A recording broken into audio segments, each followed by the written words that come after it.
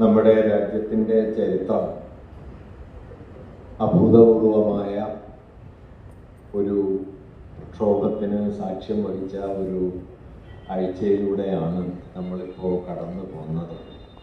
ഇവിടെ സൂചിപ്പിച്ചതുപോലെ പിന്നിട്ട ഒരാഴ്ചയ്ക്ക് ഒരുപക്ഷെ ഒരു പതിറ്റാണ്ടിൻ്റെ ബലമുണ്ട്, ഒരു പതിറ്റാണ്ടിൻ്റെ വ്യാപ്തിയുണ്ട് എന്ന് പറയാം. കഴിഞ്ഞ ദിവസങ്ങളിലൊക്കെ ലെനിൻ്റേതായി ഒരു വാക്യം നമ്മുടെ സാമൂഹ്യ മാധ്യമങ്ങളിലും മറ്റു പലയിടങ്ങളിലും കാണാനിടയായി. അത് വാസ്തവത്തിൽ ലെനിൻ്റേത് തന്നെയാണോ എന്ന് സംശയമുണ്ട്. എങ്കിലും ലെനിൻ പറയാവുന്ന ഒരു വാക്യം എന്ന നിലയ്ക്കുള്ള ഒന്നാണ് അത്. ആ വാക്യം ഇങ്ങനെയാണ്: There are decades where nothing happened and there are weeks where decades happens. ഒന്നും സംഭവിക്കാത്ത പതിറ്റാണ്ടുകൾ ഉണ്ടാവാം, ഒരു പതിറ്റാണ്ട് ഒരുമിച്ച് സംഭവിക്കുന്ന ഒരാഴ്ചയും ഉണ്ടാകാം. ഒരു പതിറ്റാണ്ട് ഒരുമിച്ച് സംഭവിച്ച ഒരാഴ്ചയിലൂടെ കടന്നു പോന്നിട്ടാണ് നമ്മൾ ഇവിടെ നിൽക്കുന്നത്. ഒരുപക്ഷെ അദൃശ്യമെന്നോ അപരാജിതമെന്നോ ആർക്കും കീഴടക്കാനാവാത്തത് എന്നോ ഒക്കെ വിലയിരുത്തി പോന്ന ദുരധികാരത്തിൻ്റെ, ഫാഷിസത്തിൻ്റെ ഉയർന്നു നിന്ന പത്തി നമ്മുടെ വിദ്യാർത്ഥികൾ ചേർന്ന് ചവിട്ടി താഴ്ത്തിയതിൻ്റെ പിന്നാലെയാണ് നമ്മളിവിടെ ഒത്തുകൂടുന്നത്. ഏത് ദുരധികാരവും താഴും എന്ന് അത് നമ്മെ ബോധ്യപ്പെടുത്തുന്നുണ്ട്. അതുകൊണ്ട് ഈ മുഹൂർത്തത്തിന്, നമ്മളിപ്പോൾ കടന്നു പോരുന്ന ഈ മുഹൂർത്തത്തിന് അതിൻ്റെ ഭാവി എന്താണ്, അതിൻ്റെ പ്രത്യാഘാതങ്ങൾ എന്താണ്, അത് ഏത് നിലയിലാണ് തുടർന്ന് വികസിച്ചു വരിക എന്നതൊക്കെ ഒരുപക്ഷെ കുറച്ചുകൂടി കാലം കഴിഞ്ഞായിരിക്കും നമുക്ക് വിലയിരുത്താൻ കഴിയുക. പക്ഷേ ഈ മുഹൂർത്തം വളരെ പ്രധാനമാണ്. അത് ഇന്ത്യയിൽ കഴിഞ്ഞ ഒരു വേഴവട്ട കാലമായി, ഒരു 12 വർഷമായി ഇന്ത്യയുടെ സാമൂഹ്യ ഭാവനയെ തടവിലാക്കിയ ഹിന്ദുത്വത്തിൻ്റെ, വർഗീയ ഫാഷിസത്തിൻ്റെ വീക്ഷണത്തിനെതിരെ ഇന്ത്യൻ ജനത ഒരുമിച്ച് എഴുന്നേറ്റ് നിന്ന ഒരു സന്ദർഭമായി കഴിഞ്ഞ ദിവസങ്ങൾ മാറിത്തീർന്നു എന്നതാണ്. ആ മൊമെന്റിനെ ഒരു ഒരു ഹിസ്റ്റോറിക് മൊമെന്റ്, ഒരു ക്രിട്ടിക്കൽ മൊമെന്റ് എന്ന് വിളിക്കാവുന്ന ഒന്നിനെ, അതിനെ അഭിമുഖീകരിക്കാനും അതിനെ ഏറ്റെടുക്കാനും അതിനെ ഒരു സാമൂഹികമായ വലിയ ക്ഷോഭമാക്കി മാറ്റാനും അതിനെ ഈ രാജ്യത്തെ വിഴുങ്ങാൻ ശ്രമിക്കുന്ന ഫാഷിസത്തിനെതിരായ വലിയൊരു സമരമുഖമായി വിജയിപ്പിച്ചെടുക്കാനും നമ്മുടെ യുവജനങ്ങൾക്ക് കഴിഞ്ഞു. അതിലൊത്തുചേർന്നതാകട്ടെ, അതിൽ പങ്കെടുത്തവർ മാത്രമല്ല, ഇന്ത്യയിലെ എല്ലാ തെരുവുകളിലേക്കും സമരം പടർന്നു, ഇന്ത്യയിലെ എല്ലാ നഗരങ്ങളിലും സമരം നടന്നു, ഇന്ത്യയിലെ എല്ലാ ഗ്രാമാന്തരങ്ങളിലും വീട്ടകങ്ങളിലും ആ സമരത്തോട് ഐക്യപ്പെടുന്ന കോടാനുകൂടി മനുഷ്യരുണ്ടായി എന്നതാണ്. ഇത് വളരെ പ്രധാനപ്പെട്ട ഒരു കാര്യമാണ്. ഇത് ജനതയുടെ ജീവിതബോധത്തെ ആകമാനം ഒരു സമരമുഖത്തേക്ക് ഒരുമിച്ച് ചേർത്ത് നിർത്തുക എന്നത് ചരിത്രത്തിൽ വല്ലപ്പോഴും സംഭവിക്കുന്ന കാര്യമാണ്. സമരങ്ങൾ ധാരാളമായിട്ട് സംഭവിക്കും. ആ സമരങ്ങൾക്കൊക്കെ അർത്ഥമുണ്ട്. ഞാൻ അവസാനത്തെ ഒരു സമരമാണ് ശരിയെന്ന് പറയല്ല, മറിച്ച് ഇതുവരെ അരങ്ങേറിയ ചെറുതും വലുതുമായ എത്രയോ സമരങ്ങൾ ഉണ്ടാക്കിയെടുത്ത വലിയ പരാജയങ്ങളുണ്ട്, ചെറിയ വിജയങ്ങളുണ്ട്. അതിൻ്റെയൊക്കെ ആകത്തുകയിലാണ് ഈ സമരവും അരങ്ങേറിയത്. പക്ഷേ ഈ സമരം നമ്മോട് പറയുന്ന സുപ്രധാനമായ ഒരു കാര്യം, ഈ ദുരധികാരവും നിലം പൊത്തും എന്ന് അത് നമ്മെ പഠിപ്പിക്കുന്നു എന്നതാണ്. നിലം പൊത്താത്തതായി ഒരധികാരവും ഇല്ല എന്ന് നമ്മെ അത് പഠിപ്പിക്കുന്നു എന്നതാണ് അതിൻ്റെ ഏറ്റവും വലിയ പാഠം എന്നാണ് ഞാൻ കരുതുന്നത്. അതുകൊണ്ട് എന്താണ് നമ്മളൊരു സമരത്തിൽ നിന്ന് പഠിക്കേണ്ടതെന്ന് ചോദിച്ചാൽ, അത് പ്രത്യക്ഷമായി മുന്നോട്ട് വെച്ച ഒരാശയം മാത്രമല്ല. ആ പ്രത്യക്ഷമായ ആശയം നമുക്കൊക്കെ അറിയാം. ഒരുപക്ഷെ നമ്മുടെ ഈ സമരത്തിൻ്റെ വിഷയത്തോട് ബന്ധപ്പെട്ടതാണ്. നീറ്റ് പരീക്ഷയുമായി ബന്ധപ്പെട്ട ചോദ്യപേപ്പർ ചോർച്ച, അതുണ്ടാക്കിയ വലിയ സാമൂഹികവും വ്യക്തിപരവും ഒക്കെയായ മനുഷ്യർക്കിടയിൽ ഉണ്ടാക്കിയ വലിയ പ്രതിസന്ധികൾ, അതുണ്ടാക്കിയ ക്ഷോഭം, ഇതെല്ലാം ഒത്തുചേർന്നാണ് ഈ സമരത്തിൻ്റെ ആസന്നമായ, ഏറ്റവും പ്രത്യക്ഷമായ ഒരു കാരണമായി തീർന്നത്. പക്ഷെ അതിൻ്റെ പിന്നാമ്പുറത്ത് വലിയ മറ്റു പ്രമേയങ്ങൾ ഉണ്ടായിരുന്നു എന്ന് നമുക്കൊക്കെ അറിയാം. അത് പല രൂപത്തിൽ, നേരത്തെ ഇവിടെ സ്വാഗത പ്രസംഗത്തിൽ സൂചിപ്പിച്ചതുപോലെ, ഈ രാജ്യത്തെ ജനാധിപത്യ പ്രക്രിയയെ ആകമാനം തകർക്കാനുള്ള ആസൂത്രിതമായ പരിശ്രമങ്ങളുടെ ഒരു നിരന്തര പരമ്പരയോട് ഇന്ത്യൻ ജനത നടത്തിയ എത്രയെങ്കിലും സമരങ്ങളുടെ ഒരു കൾമിനേഷൻ പോയിന്റായിട്ട്, ഒരു പൂർത്തീകരണ മുഹൂർത്തമായിട്ട് നമുക്ക് ഈ സമരത്തെ കാണാം എന്നതാണ് അതിൻ്റെ വലിയ പ്രാധാന്യം. അതുകൊണ്ടാണ് പരാജയപ്പെട്ട ഒരു സമരം പോലും വാസ്തവത്തിൽ പരാജയപ്പെടുന്നില്ല എന്ന് നമുക്ക് പറയേണ്ടി വരുന്നത്. ആസന്നമായ മുദ്രാവാക്യം നേടിയെടുക്കുന്നതിൽ അത് ചിലപ്പോൾ വിജയിച്ചിട്ടുണ്ടാവില്ല, പക്ഷേ പ്രതിരോധത്തിൻ്റെ ഒരു ജ്വാല കൊളുത്തി വെക്കുന്നതിൽ, ഒരു തരി അവിടെ അവശേഷിപ്പിക്കുന്നതിൽ അതിനൊരു വിജയം ഉണ്ടാവും. അത് പിന്നീട് വലുതായി വികസിച്ച് വരികയും ചെയ്യും. അങ്ങനെ ഇന്ത്യൻ ജനതയുടെ ഒരു പ്രതിഷേധത്തിൻ്റെ വലിയൊരു പാരമ്പര്യത്തെയാണ് ഒരു പക്ഷേ ഈ സമരം അതിൻ്റെ പരിസമാപ്തിയിൽ എത്തിച്ചത്. നിശ്ചയമായിട്ടും അത് വളരെ വ്യത്യസ്തമായ രീതിയായിരുന്നു. നമ്മളിതുവരെ കണ്ട സമര രീതികളല്ല, നമ്മളിതുവരെ അനുഭവിച്ച സംഘാടന രീതികളല്ല, വളരെ വ്യത്യസ്തമായിരുന്നു. പുതിയ തലമുറയുടെ ഒരു ഭാവനയുടെ അതുല്യമായ ആവിഷ്കാരങ്ങൾ ആ സമരത്തിൽ കാണുകയുണ്ടായി. പല രൂപത്തിൽ ഡാൻസ് ചെയ്തിട്ടാണ്, മഴ നൃത്തമാക്കിയിട്ടാണ്, പോലീസുകാരുടെ തൊപ്പി എടുത്ത് മാറ്റിയിട്ടാണ്, പോലീസുകാർക്ക് മിഠായി കൊടുത്തിട്ടാണ്, പൂക്കൾ നൽകിയിട്ടാണ്, അടികൊള്ളുമ്പോഴും അനങ്ങാതെ നിന്നിട്ടാണ്. അങ്ങനെ ഒരു പക്ഷേ നമ്മുടെ ദേശീയ സ്വാതന്ത്ര്യ സമരകാലത്തൊക്കെ കണ്ടതുപോലെ ജനങ്ങൾ എന്താ പറയുക, ഈ സമരത്തോട് അവരുടെ എല്ലാ ആത്മബലവും ഉപയോഗിച്ച് ചെറുത്ത് നിൽക്കുന്ന, സമരത്തിൻ്റെ പുതിയ ഭാവനകളെ വികസിപ്പിച്ചെടുക്കുന്ന, സമരം തന്നെ ഒരു ജനതയുടെ നൈസർഗികമായ പ്രതിരോധത്തിൻ്റെ ആവിഷ്കാരമായി മാറുന്ന ഒരു രീതി നമുക്ക് കാണാനായിട്ട് കഴിഞ്ഞു. വളരെ ആഹ്ലാദകരം എന്ന് പറയാവുന്ന, കാരണം എത്രയോ സമര സന്ദർഭങ്ങളിൽ, എത്രയോ വേദികളിൽ ഇങ്ങനെ നമ്മൾ ഒത്തുകൂടിയിട്ടുണ്ടെങ്കിലും അതിൻ്റെ ഒരു ഫലപ്രാപ്തി ഒരുപക്ഷെ ഒരു പതിറ്റാണ്ടിന് ശേഷം ഇപ്പുറത്ത് നമുക്ക് അനുഭവവേദ്യമാകുന്നു എന്നത് വലിയൊരു കാര്യമാണ്.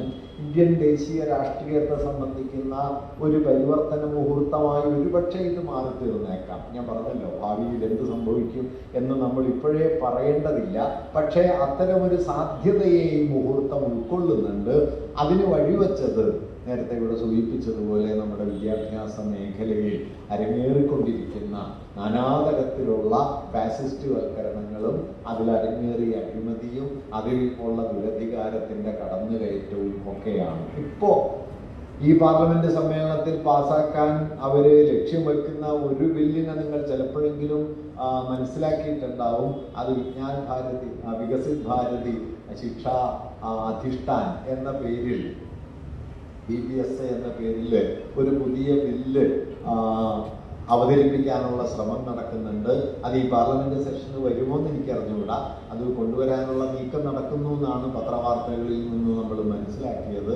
ആ ബില്ല് എന്ന് പറയുന്നത് ഇന്ത്യയിലെ സർവകലാശാലകളിലെ എല്ലാ സർവകലാശാലകളിലെയും, നമ്മുടേതടക്കമുള്ള എല്ലാ സംസ്ഥാന സർവകലാശാലകളിലെയും കോഴ്സ് ഡിസൈനിങ് മുതൽ അധ്യാപക നിയമനം മുതൽ അതിൻ്റെ ഉള്ളടക്ക രൂപീകരണം മുതൽ സർവ്വകാര്യങ്ങളിലും നിയന്ത്രണം ചെലുത്തുന്ന ഒരു പുതിയ ഏജൻസി വരുന്നു UGCക്ക് പകരം. യൂണിവേഴ്സിറ്റി ഗ്രാന്റ്സ് കമ്മീഷൻ എന്നത് ധനസഹായത്തിൻ്റെ ഒരു സംവിധാനമാണെങ്കിൽ ഇത് ധനസഹായത്തിൻ്റെ ഒരു സംവിധാനമായിട്ടല്ല, മറിച്ച് അതിൻ്റെ അക്കാഡമിക് ഫ്രെയിം മുതൽ അഡ്മിനിസ്ട്രേറ്റീവ് ഫ്രെയിം വരെയുള്ള സർവ്വകാര്യങ്ങളെയും നിയന്ത്രിക്കുന്ന ഒരു കേന്ദ്രീകൃതമായ സംവിധാനമായി അത് മാറ്റാൻ ലക്ഷ്യം വെച്ചുകൊണ്ടുള്ളതാണ് ഈ വിജ്ഞാൻ ഭാരതി, വികസിത് ഭാരതി ശിക്ഷാ അഭിയാൻ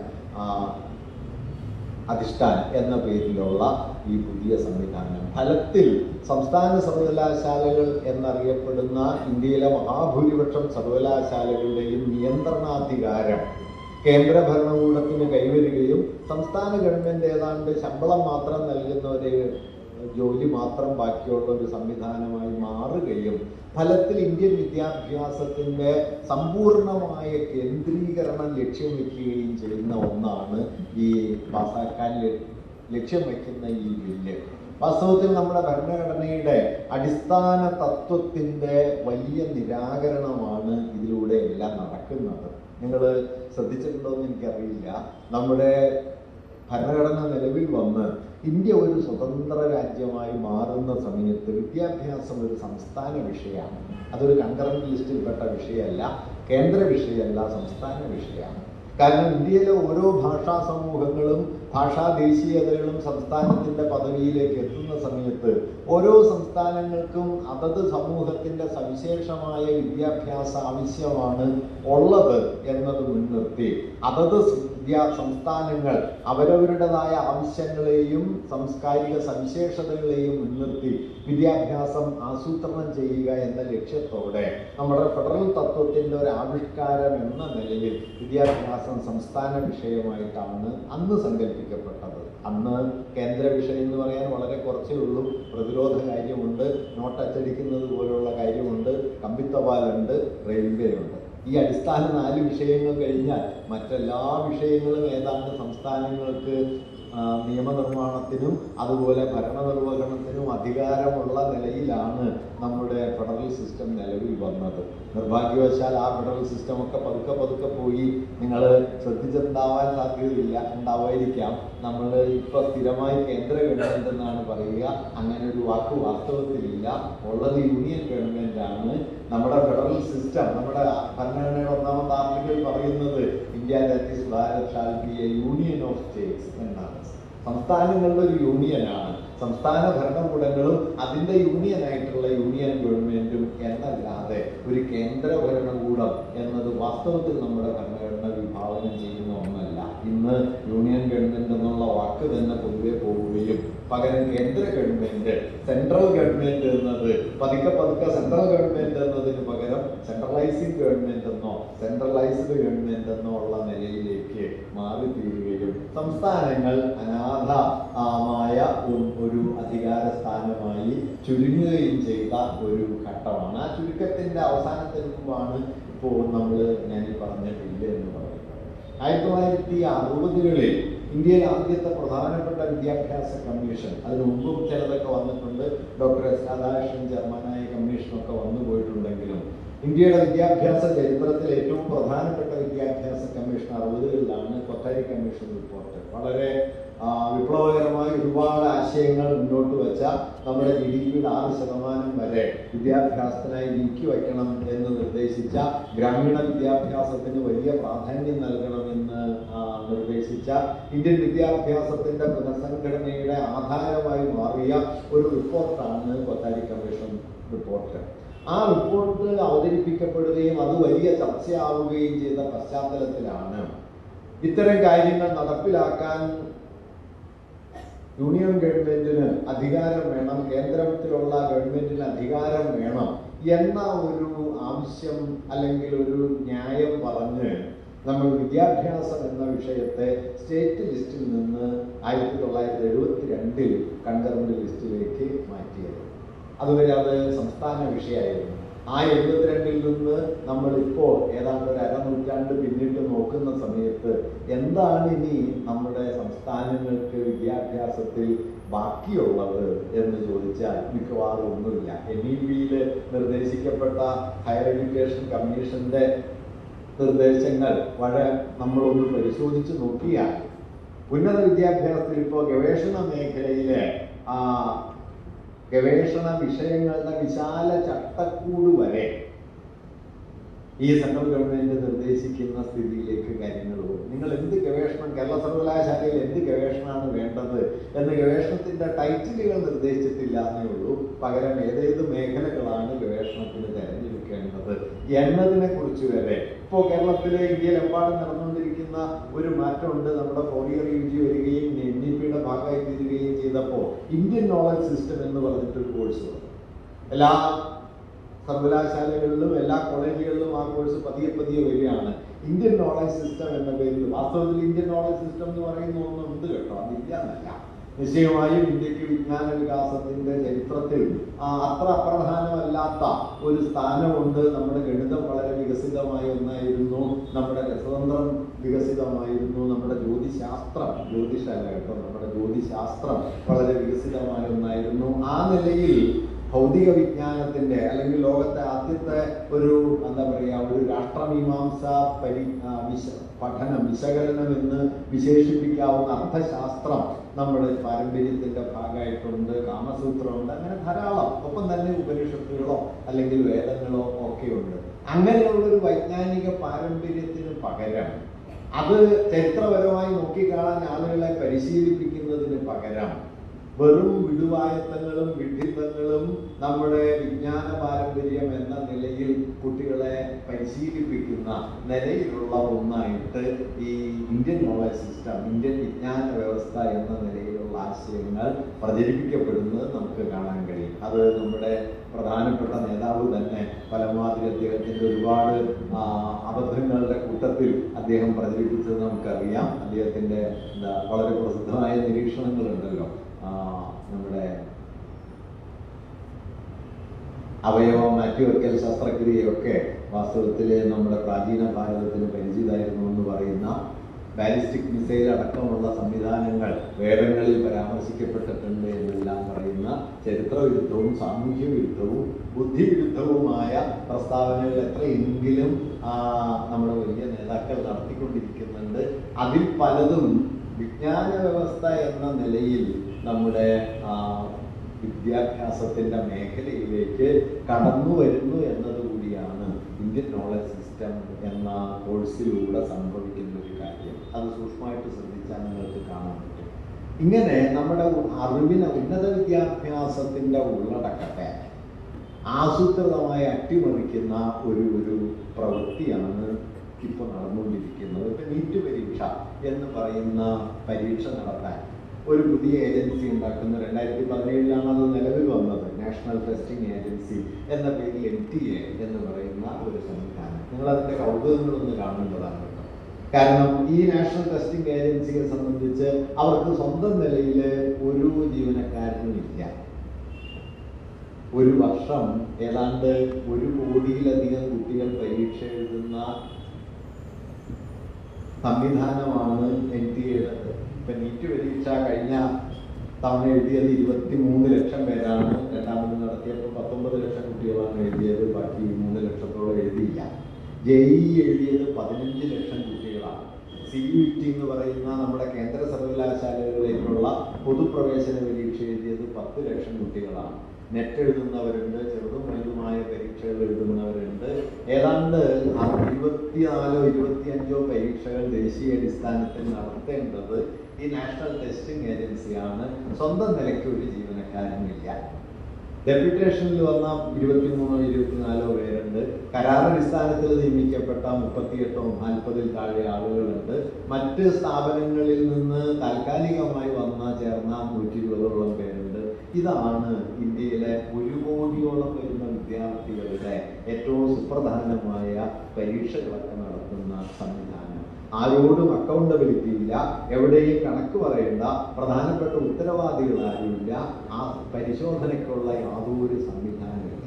2017 മുതൽ ഈ 9 വർഷക്കാലത്തിനിടയിൽ നടത്തിയ പരീക്ഷകൾ, ഈ കഴിഞ്ഞ ദിവസം അതിൻ്റെ ഒരു കണക്ക് വായിക്കുകയുണ്ടായി. 152 പേപ്പറുകളാണ് ചോർന്നത്.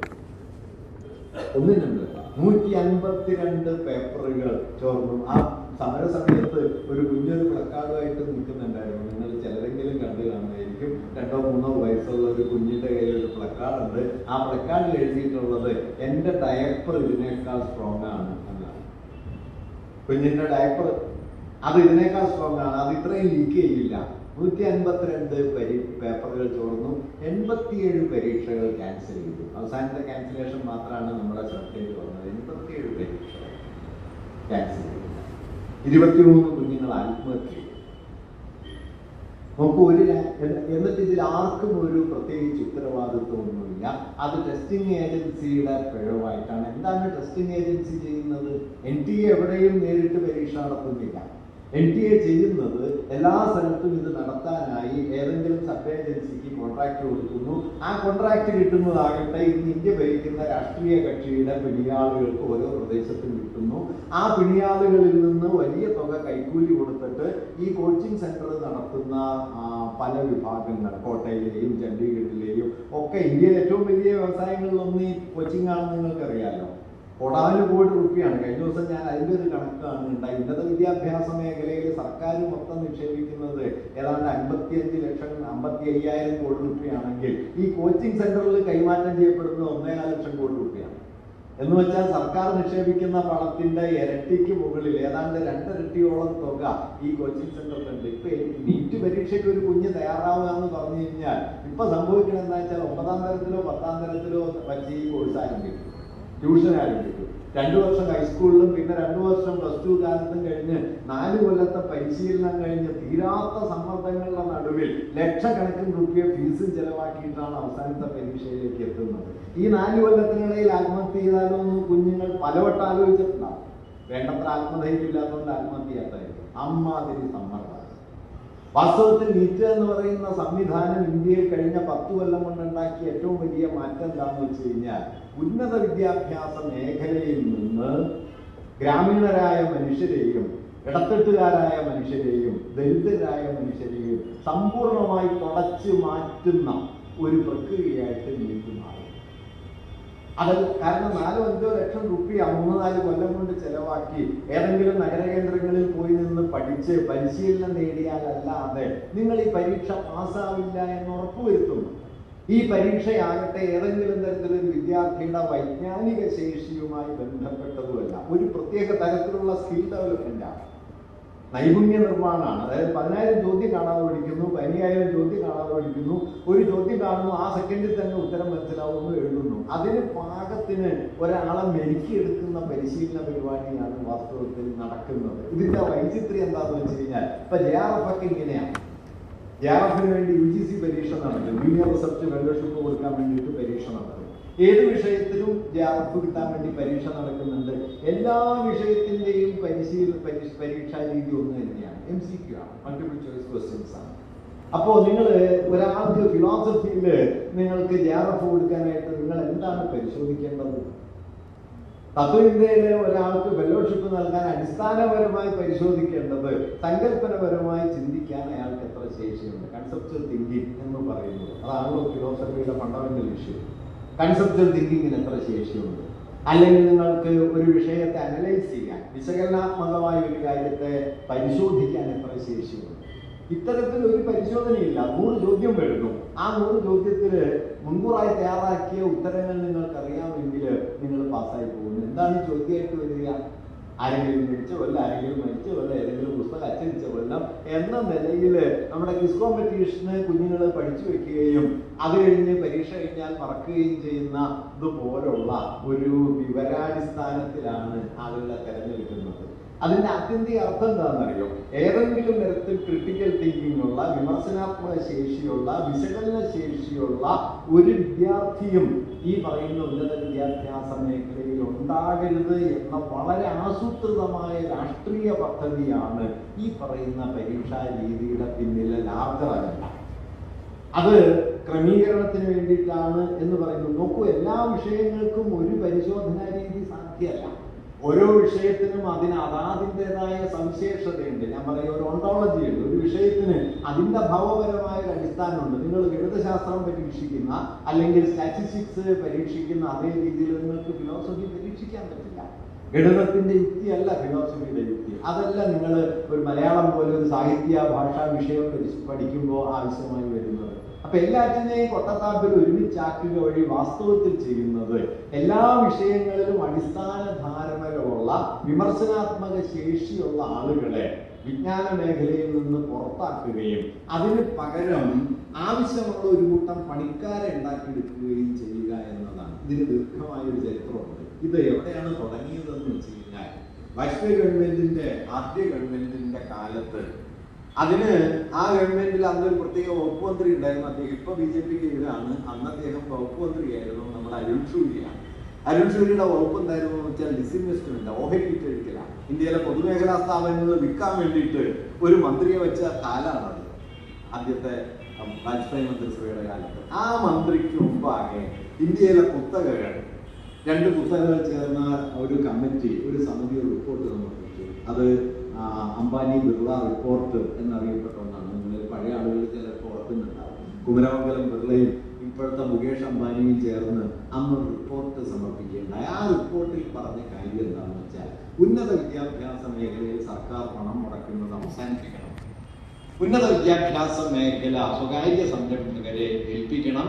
സ്വകാര്യ സംരംഭകർ അവരവർക്ക് ആവശ്യമുള്ള വിജ്ഞാന വിദഗ്ധരെ, വൈദഗ്ധ്യമുള്ള ആളുകളെ അവരവരായി പരിശീലിപ്പിച്ചുകൊള്ളും. സർക്കാർ ഹയർ സെക്കൻഡറി വരെയുള്ള വിദ്യാഭ്യാസത്തിലെ പണം മുടക്കേണ്ടതുള്ളൂ എന്ന നിർദ്ദേശം അന്ന് 1998-99 കാലത്താണ് ഈ പറയുന്നത്, അന്ന് നിർദ്ദേശിക്കേണ്ടായിരുന്നു.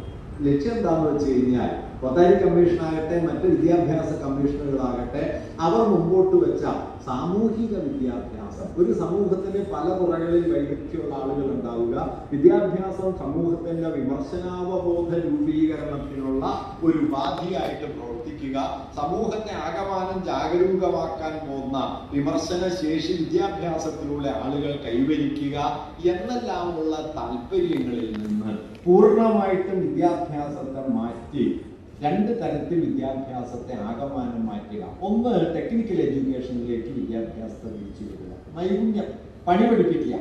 ഓരോ വ്യവസായത്തിനും ഓരോ തരത്തിലുള്ള വലിയ മൂലധന നിക്ഷേപ സംരംഭങ്ങൾക്കും ആവശ്യമുള്ള വിദഗ്ധരെ സൃഷ്ടിക്കുക എന്നതാണ് ഒരു കാര്യം.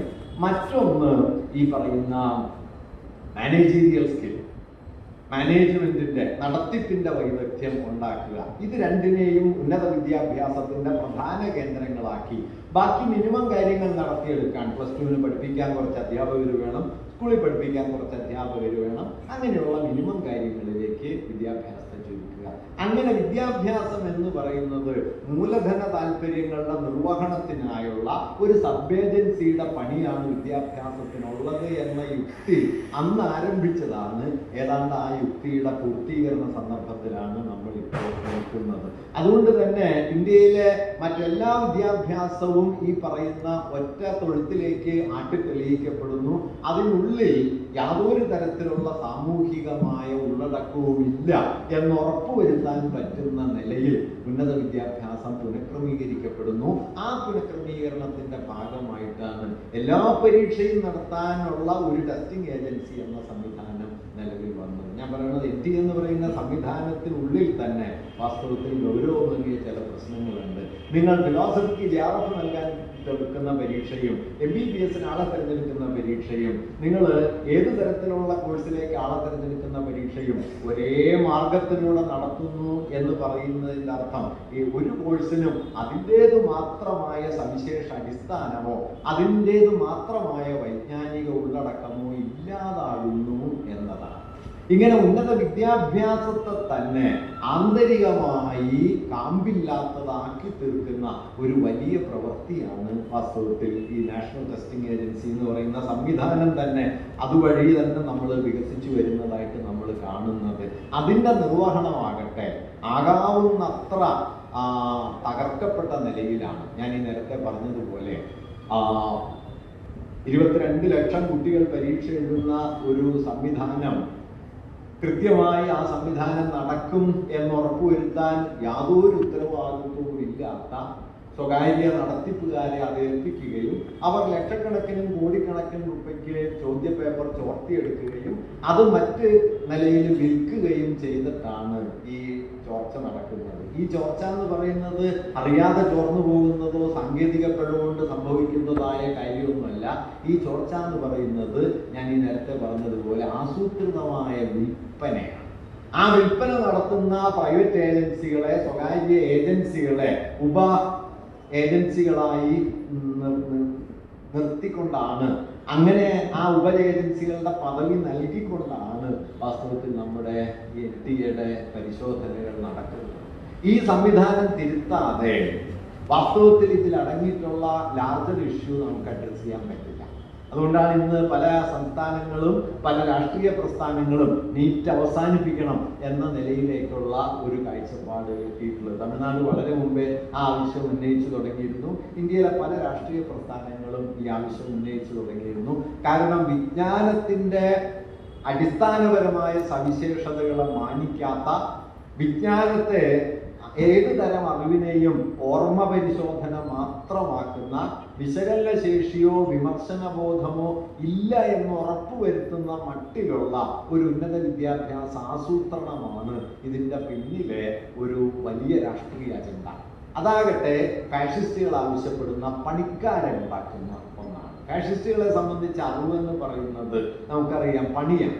ഓരോ പണിയും ചെയ്യാൻ പറ്റുന്ന തരത്തിൽ ആളുകളെ ഉണ്ടാക്കുക, അതിനുള്ള വൈദഗ്ധ്യം ഉണ്ടാക്കുക, അതിനപ്പുറം യാതൊരു സാമൂഹ്യ ബോധവും ഇല്ലാത്ത ആളുകളായിരിക്കുക. അതിപ്പോ നിങ്ങൾ ഈ സംഘപരിവാറിന്റെ പ്രവർത്തകരൊക്കെ ആയിട്ട് നടക്കുന്ന ആളുകളെ നോക്കിയാൽ കാണാൻ പറ്റും. വലിയ വിദ്യാഭ്യാസമൊക്കെ ഉണ്ടാവും, പക്ഷെ യാതൊരു വിവേകവും ഉണ്ടാവില്ല, ഒരു ചരിത്രബോധം ഉണ്ടാവില്ല. കാരണം അറിവെന്ന് പറയുന്നതിനെ ഒരു ഉപകരണവൽക്കരിക്കാൻ അവരെ പോലെ കഴിഞ്ഞ വേറെ ആരുമില്ല. അത് കൂടിക്കൂടി വരികയാണ് കേട്ടോ, അത് കൂടിക്കൂടി വരികയാണ്. നമ്മുടെ പൊതുസമൂഹത്തിൽ തന്നെ വിദ്യാഭ്യാസത്തിന് സംഭവിക്കുന്ന ഒരു വലിയ മാറ്റം എന്താണെന്ന് വെച്ച് കഴിഞ്ഞാൽ വിദ്യാഭ്യാസവും ജീവിതബോധവും തമ്മിൽ യാതൊരു ബന്ധവുമില്ല എന്നത് ഏതാണ്ട് അതിന്റെ പൂർത്തിയിലെത്തിയിരിക്കുകയാണ്. ഇപ്പൊ ശബരിമല സമരകാലത്ത് ഞാൻ അന്ന് സാധാരണ ഒരുപാട് സ്ഥലത്ത് പ്രസംഗിച്ചിട്ടുണ്ട്, ഇവിടെ ഞാൻ പറഞ്ഞിട്ടുണ്ട്. ഈ ജാഥയൊക്കെ നടക്കുന്നുണ്ടായല്ലോ, നാമജപയാത്ര എന്നെല്ലാം പറഞ്ഞിട്ട്. അപ്പൊ MSc സുവോളജി പാസ്സായ ഒരു ജാഥയ്ക്ക് പോകാൻ. അപ്പൊ ഈ ജാഥയിൽ എന്താ പറയണെന്ന് വെച്ച് കഴിഞ്ഞാൽ ആർത്തവ അശുദ്ധാണ്. അപ്പൊ ആർത്തവ അശുദ്ധാണെന്ന് പറഞ്ഞിട്ട് ഈ MSc സുവോളജി ആയിട്ട് ജാഥയ്ക്ക് പോകുമ്പോൾ ഈ സുവോളജിക്ക് എന്ത് സംഭവിക്കും എന്നത് സുവോളജിക്കാർക്ക് ഒരു പ്രശ്നമേ അല്ല. എന്നിടത്താണ് നമ്മുടെ വിദ്യാഭ്യാസം പരാജയപ്പെടുന്നത്. ഞാൻ പറഞ്ഞിരുന്ന പോയിന്റ് അതാണ്. അവിടെ പരാജയപ്പെടുന്നത് വാസ്തവത്തിൽ ജനാധിപത്യവും അല്ലെങ്കിൽ സെക്യുലറിസവും സാമൂഹ്യ നീതിയും സ്ത്രീനീതിയും മാത്രമല്ല, അവിടെ ആദ്യം പരാജയപ്പെട്ടത് അവരുടെ സുവോളജിയാണ്. കാരണം ഈ സുവോളജി എന്ന് പറയുന്നത് അവരുടെ ജീവിതബോധത്തെ സ്പർശിക്കുന്നേയില്ല. അത് ഏതോ കോഴ്സിന് പരീക്ഷ എഴുതാനും ഏതോ എൻട്രൻസ് എഴുതാനും ഏതോ ടെസ്റ്റ് എഴുതാനും പാസ്സാവാനും ജോലി കിട്ടാനുള്ള ഒരു സാധനം എന്നല്ലാതെ യാതൊരു കാര്യവും അതുകൊണ്ടില്ല. പണ്ട് വിജയമാഷ് പറയുന്ന രസമുള്ള ഒരു കാര്യമുണ്ട്. നമ്മുടെ സ്കൂളുകളിലേക്ക് ഈ 10 മാസം പരീക്ഷ കഴിഞ്ഞിട്ട് പഠനം കഴിഞ്ഞിട്ട് 2 മാസം അവധിയാണല്ലോ, ഏപ്രിൽ മെയ്. അപ്പൊ മാഷ് ചോദിക്കും ഇതെന്തിനാണ് ഈ 2 മാസത്തെ അവധി എന്ന് അറിയാമോ? എന്നിട്ട് മാഷ് പറയുന്നത് പഠിച്ചതൊക്കെ മറക്കാൻ വേണ്ടിയിട്ടല്ല, അടുത്തോളം വീണ്ടും പഠിക്കണമല്ലോ വേറെ കുറെ കാര്യം. അപ്പൊ ഇതെല്ലാം ഉപേക്ഷിച്ചിട്ട് വേറെ കുറെ പഠിക്കുക, എന്നിട്ട് അത് പരീക്ഷ എഴുതുക, അത് മറക്കുക, അടുത്തതെല്ലാം പിന്നെയും പഠിക്കുക. അങ്ങനെ എല്ലാം കഴിഞ്ഞിട്ട് 10ാം കൊല്ലം കഴിയുമ്പോൾ 10 വർഷം കഴിയുന്ന സമയത്ത് നിങ്ങൾ 10ാം തരം പാസ്സായി, പ്രത്യേകിച്ച് ഒന്നും പഠിച്ചിട്ടില്ല എന്ന് വരും. ഞങ്ങൾ നാട്ടിൽ പറയുന്ന ഒരു ബന്ധമുണ്ട്, പഠിച്ച് വർഷമായി. ആ ഒരു പരുവത്തിലാണ് ഞാൻ പണ്ട് ബാരൽ കോളേജിൽ പഠിപ്പിച്ചിരുന്നു. അപ്പൊ അന്ന് നമ്മുടെ ഇന്നസെന്റ് പ്രസംഗിക്കാൻ വന്നു. അപ്പൊ ഇന്നസെന്റ് പ്രസംഗിച്ച് വന്നപ്പോ ഇന്നസെന്റ് പറഞ്ഞു ഞാൻ 8ാം ക്ലാസ് ആയപ്പോൾ പഠിച്ചു നിർത്തി. എന്താ കാര്യം വെച്ചാൽ 8ാം ക്ലാസ് ആയപ്പോൾ എനിക്ക് കാര്യമില്ല മനസ്സിലായി. മനുഷ്യാവസ്ഥ 9ാം ക്ലാസ് 10ാം ക്ലാസ് MA PhD എന്നൊക്കെ പറഞ്ഞ് നടക്കുന്നു, അതിന് ഞാൻ എന്ത് ചെയ്യാനാണ് എന്ന് അദ്ദേഹം തമാശയായിട്ട് പറഞ്ഞത് ഏതാണ്ട് വാസ്തവമായി തീർന്നു എന്നുള്ളതാണ് ഇപ്പോഴത്തെ നമ്മുടെ വിദ്യാഭ്യാസത്തിൽ. അത് നിങ്ങൾ നേടുന്ന അറിവ് ഏതെങ്കിലും തരത്തിലുള്ള സാമൂഹ്യ അവബോധമാകില്ല എന്ന നിലയിലേക്ക് നമ്മുടെ വിദ്യാഭ്യാസത്തെ മാറ്റി തീർക്കാനായിട്ട് നമ്മുടെ ഈ ആസൂത്രണത്തിന് കഴിഞ്ഞ കുറച്ച് വർഷങ്ങൾ കൊണ്ട് കഴിഞ്ഞിരിക്കുന്നു. വാസ്തവത്തിൽ ഒരുപക്ഷെ നമ്മുടെ വിദ്യാഭ്യാസ മേഖല നേരിടുന്ന ഏറ്റവും വലിയ വെല്ലുവിളികളിൽ ഒന്ന് വിദ്യാഭ്യാസത്തിന്റെ വിമർശനാത്മക ഉള്ളടക്കത്തെ അത് ഏതാണ്ട് പൂർണ്ണമായി റദ്ദാക്കുകയും അതിനെ ഒരു സ്കിൽ ഡെവലപ്മെന്റ് മെക്കാനിസമായി നൈപുണ്യ വികസന പരിപാടിയായിട്ട് അതിനെ മാറ്റി തീർക്കുകയും ചെയ്തു. വാസ്തവത്തിൽ വേണ്ട നിലയിൽ ഈ പ്രശ്നം എപ്പോഴെങ്കിലും അഡ്രസ് ചെയ്യപ്പെട്ടിട്ടുണ്ടോ എന്ന് എനിക്ക് അറിഞ്ഞുകൂടാ. എന്റെ ശ്രദ്ധയിൽ ഏറെ ഒന്നും ഇത് കണ്ടിട്ടില്ല. പലപ്പോഴും നമ്മൾ ടെസ്റ്റിംഗ് ഏജൻസിയിലെ വീഴ്ചകളെ കുറിച്ച് പറയും, അല്ലെങ്കിൽ ഇതിനകത്തുണ്ടാകുന്ന അഴിമതികളെ കുറിച്ച് പറയും. സിസ്റ്റമിക്കായി ഈ സംവിധാനത്തെ അകമേ തകർക്കുന്ന ഈ നീറ്റ് പോലുള്ള പരീക്ഷാ സമ്പ്രദായങ്ങളെ നീറ്റ് എന്താണ് ചെയ്യുന്നതെന്നറിയോ? ദരിദ്രരായ മനുഷ്യരെ പരിപൂർണമായിട്ട് ഒഴിവാക്കും, ഗ്രാമീണരെ ഒഴിവാക്കും. നിങ്ങൾ കഴിഞ്ഞ 10 വർഷത്തിനിടയിൽ ഈ നീറ്റ് വഴി അഡ്മിഷൻ നേടുന്ന കുട്ടികളുടെ ഒരു സ്റ്റാറ്റിസ്റ്റിക്സ് എടുത്ത് പരിശോധിച്ചാൽ ഇക്കാര്യം വളരെ ക്ലിയർ കട്ടാവും. നമ്മുടെ എൻട്രൻസ് വന്ന സമയത്ത് അക്കാലത്ത് 10-30 വർഷം മുമ്പ് എൻട്രൻസ് പരീക്ഷ വന്നു. വലിയ അഴിമതിയുടെ പശ്ചാത്തലത്തിലാണല്ലോ എൻട്രൻസ് വന്നത്. നമ്മുടെ 1980കളിൽ 2-2 4-3 7 മാർക്ക് കിട്ടിയ ഒരാൾക്ക് 347 മാർക്കോ 350 മാർക്കോ മറ്റോ കിട്ടിയെന്ന് പറഞ്ഞ് അഡ്മിഷൻ കൊടുത്ത ഘട്ടത്തിലാണ് അന്ന് എൻട്രൻസ് പരീക്ഷ കേരളത്തിൽ വന്നത്. അത് വന്ന് 10 കൊല്ലം കഴിഞ്ഞപ്പോൾ കേരളത്തല്ലാതെ കുറിച്ചൊരു പഠന റിപ്പോർട്ട് വരികയുണ്ടായി. ആ പഠന റിപ്പോർട്ടിന്റെ കാലമായപ്പോഴേക്കും ഞാനതൊക്കെ വായിച്ചു തുടങ്ങിയിട്ടുണ്ട്. ആ പഠന റിപ്പോർട്ടിൽ പറഞ്ഞത് ഗ്രാമങ്ങളിൽ നിന്ന് ഈ എഞ്ചിനീയറിംഗ് വിദ്യാഭ്യാസത്തിലും അതുപോലെ തന്നെ മെഡിക്കൽ വിദ്യാഭ്യാസത്തിലും എത്തിച്ചേരുന്ന ആളുകൾ വലിയ തോതിൽ ഒഴിവാക്കപ്പെട്ടു കഴിഞ്ഞു എന്നുള്ളതാണ്. കാരണം ഇത് വലിയൊരു വ്യവസായമായി മാറി. ഞാൻ പറഞ്ഞല്ലോ, ഉന്നത വിദ്യാഭ്യാസ മേഖലയിൽ സർക്കാർ ചെലവഴിക്കുന്ന പണത്തിന്റെ 2 മടങ്ങിലധികം പണം ചെലവഴിക്കുന്ന ഏതാണ്ട് 1.25 ലക്ഷം കോടി രൂപ ചെലവഴിക്കപ്പെടുന്ന ഒന്നാണ് ഇന്ത്യയിലെ ഈ പറയുന്ന നീറ്റ് പരിശീലനം അടക്കമുള്ള പരിശീലന പദ്ധതികൾ. ഏറ്റവും വലിയ കേരള ബജറ്റിനേക്കാൾ കൂടുതലാണ്. ആനുവൽ ബജറ്റിനേക്കാൾ കൂടുതൽ തുകയാണ് ഈ കച്ചവടത്തിൽ എന്താ പറയുക വിനിമയം ചെയ്യപ്പെടുന്നത്. അങ്ങനെയുള്ള ഒന്നായിട്ട് ഇത് മാറുകയും അതിൽ ഉന്നത വിജയം കിട്ടാൻ വേണ്ടി എന്തും ചെയ്യാം. തൻ്റെ നിങ്ങൾ ഈ പരീക്ഷ റിസൾട്ട് വന്നു കഴിഞ്ഞാൽ ഈ പേപ്പറുകളിലെ 1-ാം പേജിൽ പടം വരുമല്ലോ, നീറ്റിൽ ഇത്രാമത്തെ റാങ്ക് എന്ന്. ഞാൻ വെറുതെ ചില സമയത്തൊക്കെ നോക്കാറുണ്ട്, ഒരാളുടെ പടം തന്നെ 3 ഏജൻസി കഴിക്കും. അതെന്ന് വെച്ചാൽ ഒരു കോഴ്സ് അവിടെ പഠിച്ചിട്ടുണ്ട്, ഒരു കോഴ്സ് ഇവിടെ പഠിച്ചിട്ടുണ്ട്, ഇയാൾ ഇവിടുത്തെ കറസ്പോണ്ടൻസിലുണ്ട് എന്ന് പറഞ്ഞിട്ട് ഇതാരും ക്രോസ് ചെക്ക് ചെയ്യുന്നില്ല. അങ്ങനെ ലക്ഷോപലക്ഷം മനുഷ്യർ എഴുതുകയല്ലേ, ആരും ജയിച്ചു, ആരും പാസ്സായി, ആർക്ക് ഇന്ന റാങ്ക് കിട്ടി എന്നൊന്നും പരിശോധിക്കുന്നില്ല. നിങ്ങൾ ശ്രദ്ധിച്ചിട്ടുണ്ടോ? കേരളത്തിൽ ഏറ്റവും കൂടുതൽ, കേരളത്തിൽ നിന്നല്ല ഇന്ത്യയിലെ ഏറ്റവും കൂടുതൽ പണം ചെലവഴിച്ച് പരസ്യം നൽകുന്ന ഒരു സംവിധാനം ഈ പരിശീലന കേന്ദ്രങ്ങൾ. ഇന്ത്യയിലെ ഏറ്റവും വലിയ കോർപ്പറേറ്റുകൾ നൽകുന്നത് പോലെ പരസ്യം നൽകുന്ന ഒരു സംവിധാനമാണ് ഈ നീറ്റ് പരീക്ഷയ്ക്കും ജെഇഇക്കും വേണ്ടിയിട്ടുള്ള പരിശീലന കേന്ദ്രങ്ങൾ.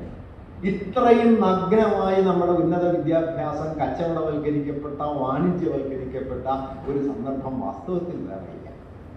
അതിന്റെ നടത്തിപ്പാണ് NTA എന്ന് പറയുന്ന ഒരു ഏജൻസി. ആരോട് അക്കൗണ്ടബിലിറ്റി ഇല്ല. പാർലമെന്റിൽ ഉത്തരം പറയണ്ട, സർക്കാരിനോട് ഉത്തരം പറയണ്ട, ആരാണ് ഉത്തരവാദി എന്ന് ആർക്കും അറിഞ്ഞുകൂടാ. പരീക്ഷ എങ്ങനെയോ നടക്കുന്നു, ആരോ പാസ്സാകുന്നു. CBSEയുടെ പരീക്ഷയാണെന്ന് ഒരു കുഞ്ഞ് തന്റെ പേപ്പർ തിരിച്ചു വാങ്ങി നോക്കുന്ന സമയത്ത് അയാൾക്ക് കിട്ടുന്ന അയാളുടെ പേപ്പറല്ല, അയാൾക്ക് കിട്ടിയത് വേറെ ആരുടെയോ പേപ്പറാണ്. 11 ലക്ഷം കുട്ടികളാണ് പുനഃപരീക്ഷയ്ക്ക് വേണ്ടിയിട്ട് ആപ്ലിക്കേഷൻ കൊടുത്തത്. ഓരോ കുഞ്ഞിന്റെ ഇന്ന് 2000 രൂപ പിന്നെ മേടിച്ചു. ഏത് നിങ്ങൾ തെറ്റായി ഇവാലുവേറ്റ് ചെയ്ത് നിങ്ങൾ വേറെ ആരുടെയോ പേപ്പർ നോക്കി എനിക്ക് മാർക്ക് തന്ന് അത് തിരുത്തണമെന്ന് ഞാൻ ആവശ്യപ്പെടുന്ന സമയത്ത് വാസ്തവത്തിൽ അതിന്റെ കാശ് ഇങ്ങോട്ട് തരിക വേണ്ട, ആ കുറ്റകൃത്യത്തിൽ പകരം അതിന്റെ കാശ് മേടിക്കുന്ന സ്ഥിതി ഉണ്ടായി. ഇങ്ങനെ CBSEയുടെ തകർച്ച, അല്ലെങ്കിൽ നെറ്റിന്റെ ചോദ്യ പേപ്പർ, നമ്മുടെ നാഷണൽ ടെസ്റ്റ് ഉണ്ടല്ലോ, നമ്മുടെ കോളേജ് വിദ്യാഭ്യാസത്തിനും ഗവേഷണത്തിനും വേണ്ടി നൽകുന്ന നെറ്റ് പരീക്ഷയുടെ നാഷണൽ എലിജിബിലിറ്റി ടെസ്റ്റ് എന്ന് പറയുന്ന ടെസ്റ്റ്, അതിന്റെ ചോദ്യ പേപ്പർ, നീറ്റിന്റെ ചോദ്യ പേപ്പർ, ജെഇഇയുടെ ചോദ്യ പേപ്പർ, ചോരാത്തതായി എന്ത് ബാക്കിയുണ്ട് എന്ന് ചോദിച്ചാൽ ഒന്നുമില്ല എന്ന നിലയിലേക്കാണ് നമ്മുടെ പരീക്ഷാ സംവിധാനം പോയത്. ഇത് പൊട്ടിത്തെറിച്ചതാണ് നമുക്ക് ഏറ്റവും ഒടുവിൽ ഈ സമരത്തിന് കാരണമായത്. ഈ സമരത്തിന്റെ ഒരു പ്രത്യേകത എന്താണെന്ന് വെച്ച് കഴിഞ്ഞാൽ, അതിപ്പോൾ എല്ലാവരും ഇത് വിശകലനം ചെയ്ത് കഴിഞ്ഞു.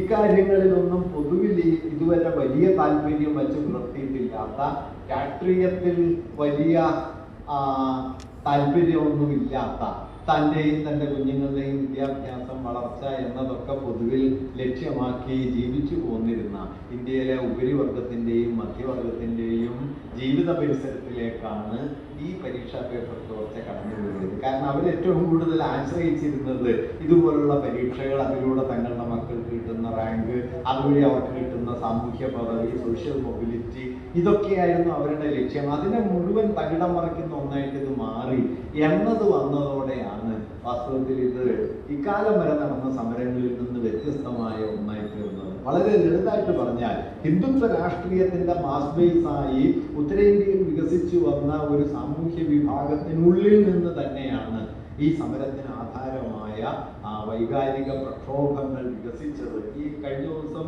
തെരുവിൽ നിൽക്കുന്ന ഒരു പിതാവ് പറയുന്നുണ്ടായിരുന്നു, അയാൾ പറയുന്നുണ്ട്, 2 പ്രാവശ്യം വിരൽ ചൂണ്ടിയിട്ട് പറയാണ്, 2 പ്രാവശ്യം BJPക്ക് വോട്ട് ചെയ്ത വിരലാണിത്, എൻ്റെ കുഞ്ഞാണ് അടികൊള്ളുന്നത് എന്ന് അയാൾ പറയുന്നുണ്ട്. ആ നിലയിൽ ഇന്ത്യയിലെ ഹിന്ദുത്വ രാഷ്ട്രീയത്തിന്റെ അടിവേരളക്കാൻ പോകുന്ന മട്ടിലുള്ള ഒരു സംവിധാനമായി അത് മാറി. പക്ഷെ സമാന്തരമായി മറ്റൊന്ന് സംഭവിക്കുന്നുണ്ട്. ഇപ്പോൾ ഈ പാർലമെന്റ് സമ്മേളനത്തിൽ, ഈ സമരത്തിന്റെ ഇടയിൽ നമ്മൾ ശ്രദ്ധിക്കാതെ പോയ ഒരു കാര്യം, വേണ്ടത്ര ചർച്ചയിൽ വരാതെ പോയ കാര്യം, പല രാഷ്ട്രീയ പാർട്ടികളെ വളർത്തി കുറെ MP-മാരെ വിലക്കെടുത്തിരുന്നില്ല. ഒറ്റക്കൊറ്റക്ക് വിലക്കെടുക്കൽ അവസാനിച്ചു, ഒരുമിച്ച് വാങ്ങുകയാണ്. തൃണമൂൽ കോൺഗ്രസിലെ 10-22 MP-മാരുണ്ടായിരുന്നു. ഒരു ദിവസം നോക്കുമ്പോൾ 18 പേരും വേറൊരു കക്ഷിയായി. ആ കക്ഷിയാണെങ്കിൽ അക്കാലം വരെ ഒരു പാർലമെന്റ് മെമ്പർ എന്നല്ല, ഒരു പഞ്ചായത്ത് മെമ്പറെ പോലും ജയിപ്പിച്ചിട്ടില്ലാത്തൊരു കക്ഷിയായിട്ടാണ് ആ കക്ഷി മാറി തീർന്നത്. അവരിപ്പോ ഭരണകക്ഷിയുടെ ഭാഗമായി. ഉദ്ധവ് താക്കറെയിൽ നിന്ന് അടർത്തിയെടുത്ത 4-5 പേര് ഭരണകക്ഷിയുടെ ഭാഗമായി.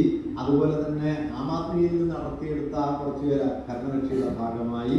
അങ്ങനെ അടുത്ത ദിവസങ്ങളിൽ അടർത്തിയെടുത്ത ആളുകളെ എല്ലാം ഭരണകക്ഷി അംഗങ്ങളായി അംഗീകരിച്ചുകൊണ്ട് സ്പീക്കറുടെ ഉത്തരവ് കഴിഞ്ഞ ദിവസങ്ങളിൽ വന്നിട്ടുണ്ട്. അതിന്റെ അർത്ഥം എന്താണെന്ന് വെച്ച് കഴിഞ്ഞാൽ, പാർലമെന്റിൽ 3-2 ഭൂരിപക്ഷം എന്ന് അവർ പ്രതീക്ഷിക്കുന്ന ഭരണഘടനയെ തിരുത്താൻ, ഭേദഗതി ചെയ്യാൻ ആവശ്യമായ ഭൂരിപക്ഷം ഇതിനുള്ളിലൂടെ അവരുണ്ടാക്കിയെടുക്കുന്നു എന്നതാണ്. അതിന്റെ ഇമ്മീഡിയറ്റ് ആയ റിഫ്ലക്ഷൻ വരാൻ പോകുന്നത് നമ്മുടെ ഡീലിമിറ്റേഷൻ ബില്ല് എന്ന് പറയുന്നത് ഒരുപക്ഷെ വളരെ വൈകാതെ, ഒരുപക്ഷെ ഈ സമ്മേളനത്തിൽ തന്നെ നിർദ്ദേശിക്കപ്പെട്ടേക്കാം. ഡീലിമിറ്റേഷൻ എന്ന് പറയുന്നത് 540 സീറ്റുകൾ എന്നത് ഏതാണ്ട് 800 സീറ്റുകളായിട്ട് വളർത്തിയെടുക്കുകയും വലുതാക്കുകയും തങ്ങൾക്ക് ഭൂരിപക്ഷം കിട്ടുമെന്ന് അവർ പ്രതീക്ഷിക്കുന്ന, എപ്പോഴും അങ്ങനെയൊന്നും അല്ല കേട്ടോ, അവർ പ്രതീക്ഷിച്ച സ്ഥലത്തൊന്നും ഭൂരിപക്ഷമൊന്നും കിട്ടിയിട്ടില്ല, ഉറപ്പായിട്ടും ജയിക്കുന്ന വിചാരിച്ചിട്ടാണ് ഇന്ദിരാഗാന്ധി 77 തെരഞ്ഞെടുപ്പ് നടത്തിയത്, അടിയന്തരാവസ്ഥ പിൻവലിച്ചത്. അവരൊട്ടും പ്രതീക്ഷിക്കാത്തൊരു സ്ഥലത്താണ് അവർ ജയിച്ചത്, അത് കേരളത്തിലാണ്. ഈ തെരഞ്ഞെടുപ്പിന്റെ പരാജയത്തിന്റെ ചരിത്രം ഓർക്കുമ്പോൾ നിങ്ങൾ അതുകൂടി ഓർക്കണം. 77 തെരഞ്ഞെടുപ്പിന് ശേഷം 140-ൽ 119 സീറ്റ് അന്നത്തെ കോൺഗ്രസ് മുന്നണിക്ക് കിട്ടിയ ഒരു സംസ്ഥാന നിയമസഭാ തെരഞ്ഞെടുപ്പാണ് 77 കേരളത്തിൽ നടന്നത്. 20 പാർലമെന്റ് സീറ്റും കോൺഗ്രസിന് കിട്ടിയ, ആ മുന്നണിക്ക് കിട്ടിയ തെരഞ്ഞെടുപ്പായിരുന്നു 77. അന്ന് പരാജയപ്പെട്ടതാരൊക്കെയാണ് അറിയോ? വി എസ് അച്യുതാനന്ദൻ പരാജയപ്പെട്ടു, ഗൗരിയമ്മ പരാജയപ്പെട്ടു, ആലത്തൂർ നിയമസ് ജയിച്ചു വന്നതിന് നിസ്സാര സീറ്റിലാണ് ലെഫ്റ്റിന് ആകെ ഉണ്ടായിരുന്നത് ഏതാണ്ട് 29 സീറ്റോ മറ്റാണ്. 113 സീറ്റ് അവർക്കായിരുന്നു, 29 സീറ്റാണ് ലെഫ്റ്റിന് ആകെ ഉണ്ടായത്. ആ 113 സീറ്റിൽ ജയിച്ചു വന്ന കോൺഗ്രസ് മുന്നണിയുടെ ആ ഭരണത്തിന്റെ ചരിത്രം എന്താണെന്ന് വെച്ചാൽ 3 കൊല്ലമാണ് ഭരിച്ചത്. 4 മുഖ്യമന്ത്രിമാരെ അതിനിടയിൽ വന്നു.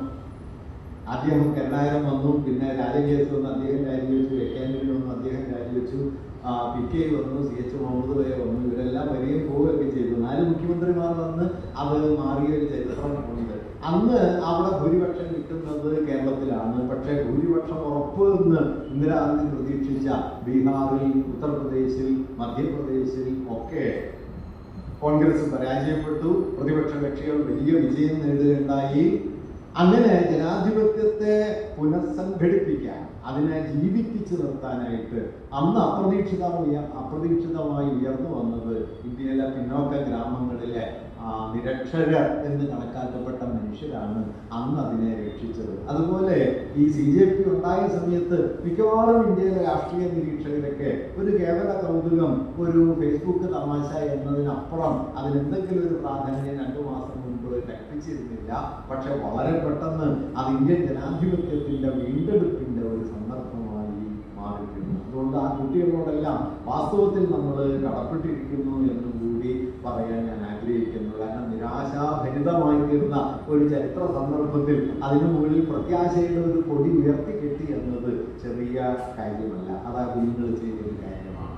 നമ്മെ സംബന്ധിച്ച് നാം ഇന്ന് കടന്നു പോകുന്ന ഒരു ഘട്ടത്തിന്റെ സവിശേഷത എന്താണെന്ന് വെച്ചാൽ, ഇന്ത്യയുടെ ഭൂതകാലത്തെ മുഴുവൻ തടവിലാക്കിക്കൊണ്ട് അതിനു മുകളിൽ കൃത്രിമമായ ഒരു പാരമ്പര്യ സങ്കല്പം, സംസ്കാര സങ്കല്പം, ചരിത്ര സങ്കല്പം അടിച്ചേൽപ്പിക്കുന്ന ഒരു ഘട്ടമാണ് ഇപ്പോഴത്തെ. നമ്മളൊരു വലിയ വിസ്മൃതി കൂടിയാണ് കടന്നു പോകുന്നതെന്ന് പറയാം. സമീപകാലത്ത് ഇന്ത്യയിലെ ഏറ്റവും വലിയ ചരിത്ര പണ്ഡിതയായിട്ടുള്ള നമ്മുടെ റോമില താപ്പർ, അവര് റൺബീർ ചക്രവർത്തി എന്ന് പറയുന്ന ചരിത്രകാരനുമായി നടത്തിയ ഒരു അഭിമുഖത്തിൽ അവരോട് ചോദിക്കുന്നുണ്ട്, ഇന്ത്യയിലെ ചരിത്ര വിജ്ഞാനത്തിന്റെ വളർച്ചയിൽ താങ്കൾ തൃപ്തയാണോ എന്ന് ചോദിക്കുന്നുണ്ട്. അപ്പൊ അവർ പറഞ്ഞ മറുപടി, ചരിത്ര വിജ്ഞാനത്തിന്റെ വളർച്ച വളരെ നല്ലതാണ്, വളരെ സൂക്ഷ്മമായി ഇന്ത്യയിൽ ചരിത്ര പഠനം നടക്കുന്നുണ്ട്, മറ്റേത് മേഖലകളെക്കാളും മെച്ചപ്പെട്ട നിലയിൽ ഇന്ത്യയിലെ ചരിത്ര പഠനം പുരോഗമിച്ചിട്ടുണ്ട്. തുടർന്ന് അവർ പറയുന്ന ഒരു വാക്യം വളരെ പ്രധാനമാണ്, പക്ഷെ ആ ചരിത്രബോധത്തെ, ആ ചരിത്ര വിജ്ഞാന വികാസത്തെ പൊതുബോധത്തിലേക്ക് എത്തിക്കുന്നതിൽ നമ്മൾ പൂർണ്ണമായിട്ടും പരാജയപ്പെട്ടു. ഇത് വളരെ പ്രധാനപ്പെട്ട കാര്യമാണ്. നിർഭാഗ്യവശാൽ നമ്മുടെ വിദ്യാഭ്യാസ പ്രവർത്തനങ്ങളിൽ വേണ്ടത്ര ശ്രദ്ധ ചെലുത്താത്ത ഒരു കാര്യമാണ്. ഈ വിജ്ഞാനത്തെ സാമൂഹ്യ അവബോധമാക്കാൻ കഴിയുന്നുണ്ടോ? വിജ്ഞാനത്തിന് സാമൂഹിക ബോധമായി മാറുകയും നമ്മുടെ ജീവിത പരിസരങ്ങളിൽ അത് റിഫ്ലക്ട് ചെയ്യുകയും ചെയ്യുന്നുണ്ടോ? അപ്പൊ നിങ്ങൾ കേരളത്തിലേക്ക് നോക്കൂ. കേരള വിദ്യാഭ്യാസ വളർച്ചയിൽ, സാമൂഹിക വികാസത്തിൽ, പശ്ചാത്തല സൗകര്യങ്ങളുടെ വളർച്ചയിൽ അത്ഭുതകരമായ രൂപത്തിൽ മാറിയ ഒരു സമൂഹമാണ്. ഇത് ഇന്നിപ്പോൾ ആരും മനസ്സിലാക്കുന്നുണ്ടാവില്ല. 1956 കേരളം നിലവിൽ വരുമ്പോൾ അഖിലേന്ത്യാ ശരാശരി ദാരിദ്ര്യം എത്രയാണോ അതിനേക്കാൾ കൂടുതലാണ് കേരളത്തിലെ ദാരിദ്ര്യം. കേരളത്തിലെ ഏറ്റവും പിന്നാക്ക സംസ്ഥാനമാണ് ഇന്ത്യയിലെ എന്ന് 58-ഓ 59-ഓ ആണ് അന്ന് അഖിലേന്ത്യാ തലത്തിൽ ദാരിദ്ര്യത്തിന്റെ തോത്. കേരളം 62-ലാണ് 1956. ഇന്ന് കേരളത്തിലെ ദാരിദ്ര്യത്തിന്റെ തോത് 0.5% എത്തി എന്ന് നിങ്ങൾക്കറിയാം. നീതി ആയോഗിന്റെ കണക്കിലൊക്കെ അഖിലേന്ത്യാ ശരാശരി ഇപ്പോഴും 12 13 മറ്റാണ്. നമ്മൾ 0.5%. അല്ലെങ്കിൽ നമ്മുടെ IMR ഇൻഫന്റ് മോർട്ടാലിറ്റി റേറ്റ് എന്ന് പറയുന്നത് 5 ആയിരിക്കും. 1000 കുഞ്ഞുങ്ങൾ ജനിക്കും 5 കുഞ്ഞുങ്ങളാണ് മരണപ്പെടുന്നത്. ലോകത്തിലെ തന്നെ ഏറ്റവും ഉയർന്ന IMR ആണ് നമ്മുടേത്. നമ്മുടെ പെർ ക്യാപിറ്റ ഏതാണ്ട് $3600. അതിന്റെ 25-30 മടങ്ങ് വലിപ്പമുണ്ട് അമേരിക്കയുടെ പെർ ക്യാപിറ്റ. $90,000. $90,000. ഈ $90,000 പെർ ക്യാപിറ്റയുള്ള അമേരിക്കയുടെ IMR എന്ന് പറയുന്നത് 5.4 5.6 ഒക്കെയാണ്. $3600 പെർ ക്യാപിറ്റയുള്ള നമ്മുടെ IMR എന്ന് പറയുന്നത് 5ആണ്. അത്രയും മാറ്റം വന്നു. അതെന്തുകൊണ്ട് എന്ന് വെച്ച് കഴിഞ്ഞാൽ നമ്മുടെ സമൂഹം പുലർത്തുന്ന വലിയ ഒരു സാമൂഹിക ജാഗ്രതയാണ്, ഇടപെടൽ ശേഷിയാണ്. സമ്പത്ത് വലിയ തോതിൽ ഉണ്ടായിട്ടല്ല, പക്ഷെ അതിന്റെ നീതിപൂർണമായ വിതരണമുണ്ട്, പൊതുജനാരോഗ്യ സംവിധാനങ്ങളുണ്ട്, എല്ലാ സ്ഥലങ്ങളിലും പ്രൈമറി ഹെൽത്ത് സെന്ററുകളുണ്ട്, ചികിത്സാ സൗകര്യങ്ങളുണ്ട്, പ്രസവ ശുശ്രൂഷ നടക്കുന്നുണ്ട്. അങ്ങനെ കീഴ്ത്തട്ടിലേക്ക് എന്താ പറയാ ആരോഗ്യ പരിപാലനത്തിന്റെ സംവിധാനങ്ങൾ ഏറ്റവും കീഴ്ത്തട്ടിലേക്ക് വിന്യസിക്കപ്പെട്ടതിന്റെ ഫലമാണ് നമ്മുടെ IMR 5ലേക്കൊക്കെ എത്തിയത് എന്ന കാര്യം പക്ഷേ കേരളത്തിലെ മധ്യവർഗത്തിന് ഇന്ന് ഓർമ്മയില്ല. ഞാൻ പറഞ്ഞൊന്നും പോയിട്ടതാ. എങ്ങനെയാണ് ഇത് 5ലേക്ക് എത്തിയത്? എങ്ങനെയാണ് നമ്മുടെ ആയുർദൈർഘ്യം എന്ന് പറയുന്നത് 80-85 ഒക്കെ ആയത്? നേരത്തെ കഴിഞ്ഞ ജനസംഖ്യാ കണക്കെടുപ്പിൽ തന്നെ അത് 78 ആയിരിക്കുന്നു. ഇപ്പോൾ അത് 80 കഴിഞ്ഞ് കാണുകയായിരിക്കും. നമുക്ക് ഈ സെൻസസ് റിപ്പോർട്ട് വരുമ്പോൾ അത് കുറെ കൂടി കൃത്യമായിട്ട് കാണാൻ പറ്റും. 1956 കേരള സംസ്ഥാനം രൂപീകരിക്കുന്ന സമയത്ത് 58 വയസ്സോ മറ്റാണ് ശരാശരി ആയുർദൈർഘ്യം. അങ്ങനെയാണ് 55 റിട്ടയർമെന്റ് ആയിട്ട് തീരുമാനിച്ചത്. ഇപ്പൊ എന്താണെന്ന് വെച്ച് കഴിഞ്ഞാൽ ഒരാൾ ജോലി ചെയ്തതിനേക്കാൾ കൂടുതൽ കാലം അയാൾ പെൻഷൻ വാങ്ങുന്നു എന്നുള്ളതാണ് ഇപ്പോഴത്തെ ഒരു ക്രൈസിസ് പോയിന്റ് എന്ന് പറയാം. കാരണം 90 വയസ്സ് വരെയൊക്കെ ജീവിക്കുന്നു, നല്ല ആരോഗ്യമുണ്ട്, നല്ല മരുന്ന് കഴിക്കുന്നുണ്ട്, നല്ല ഭക്ഷണം കഴിക്കുന്നുണ്ട്.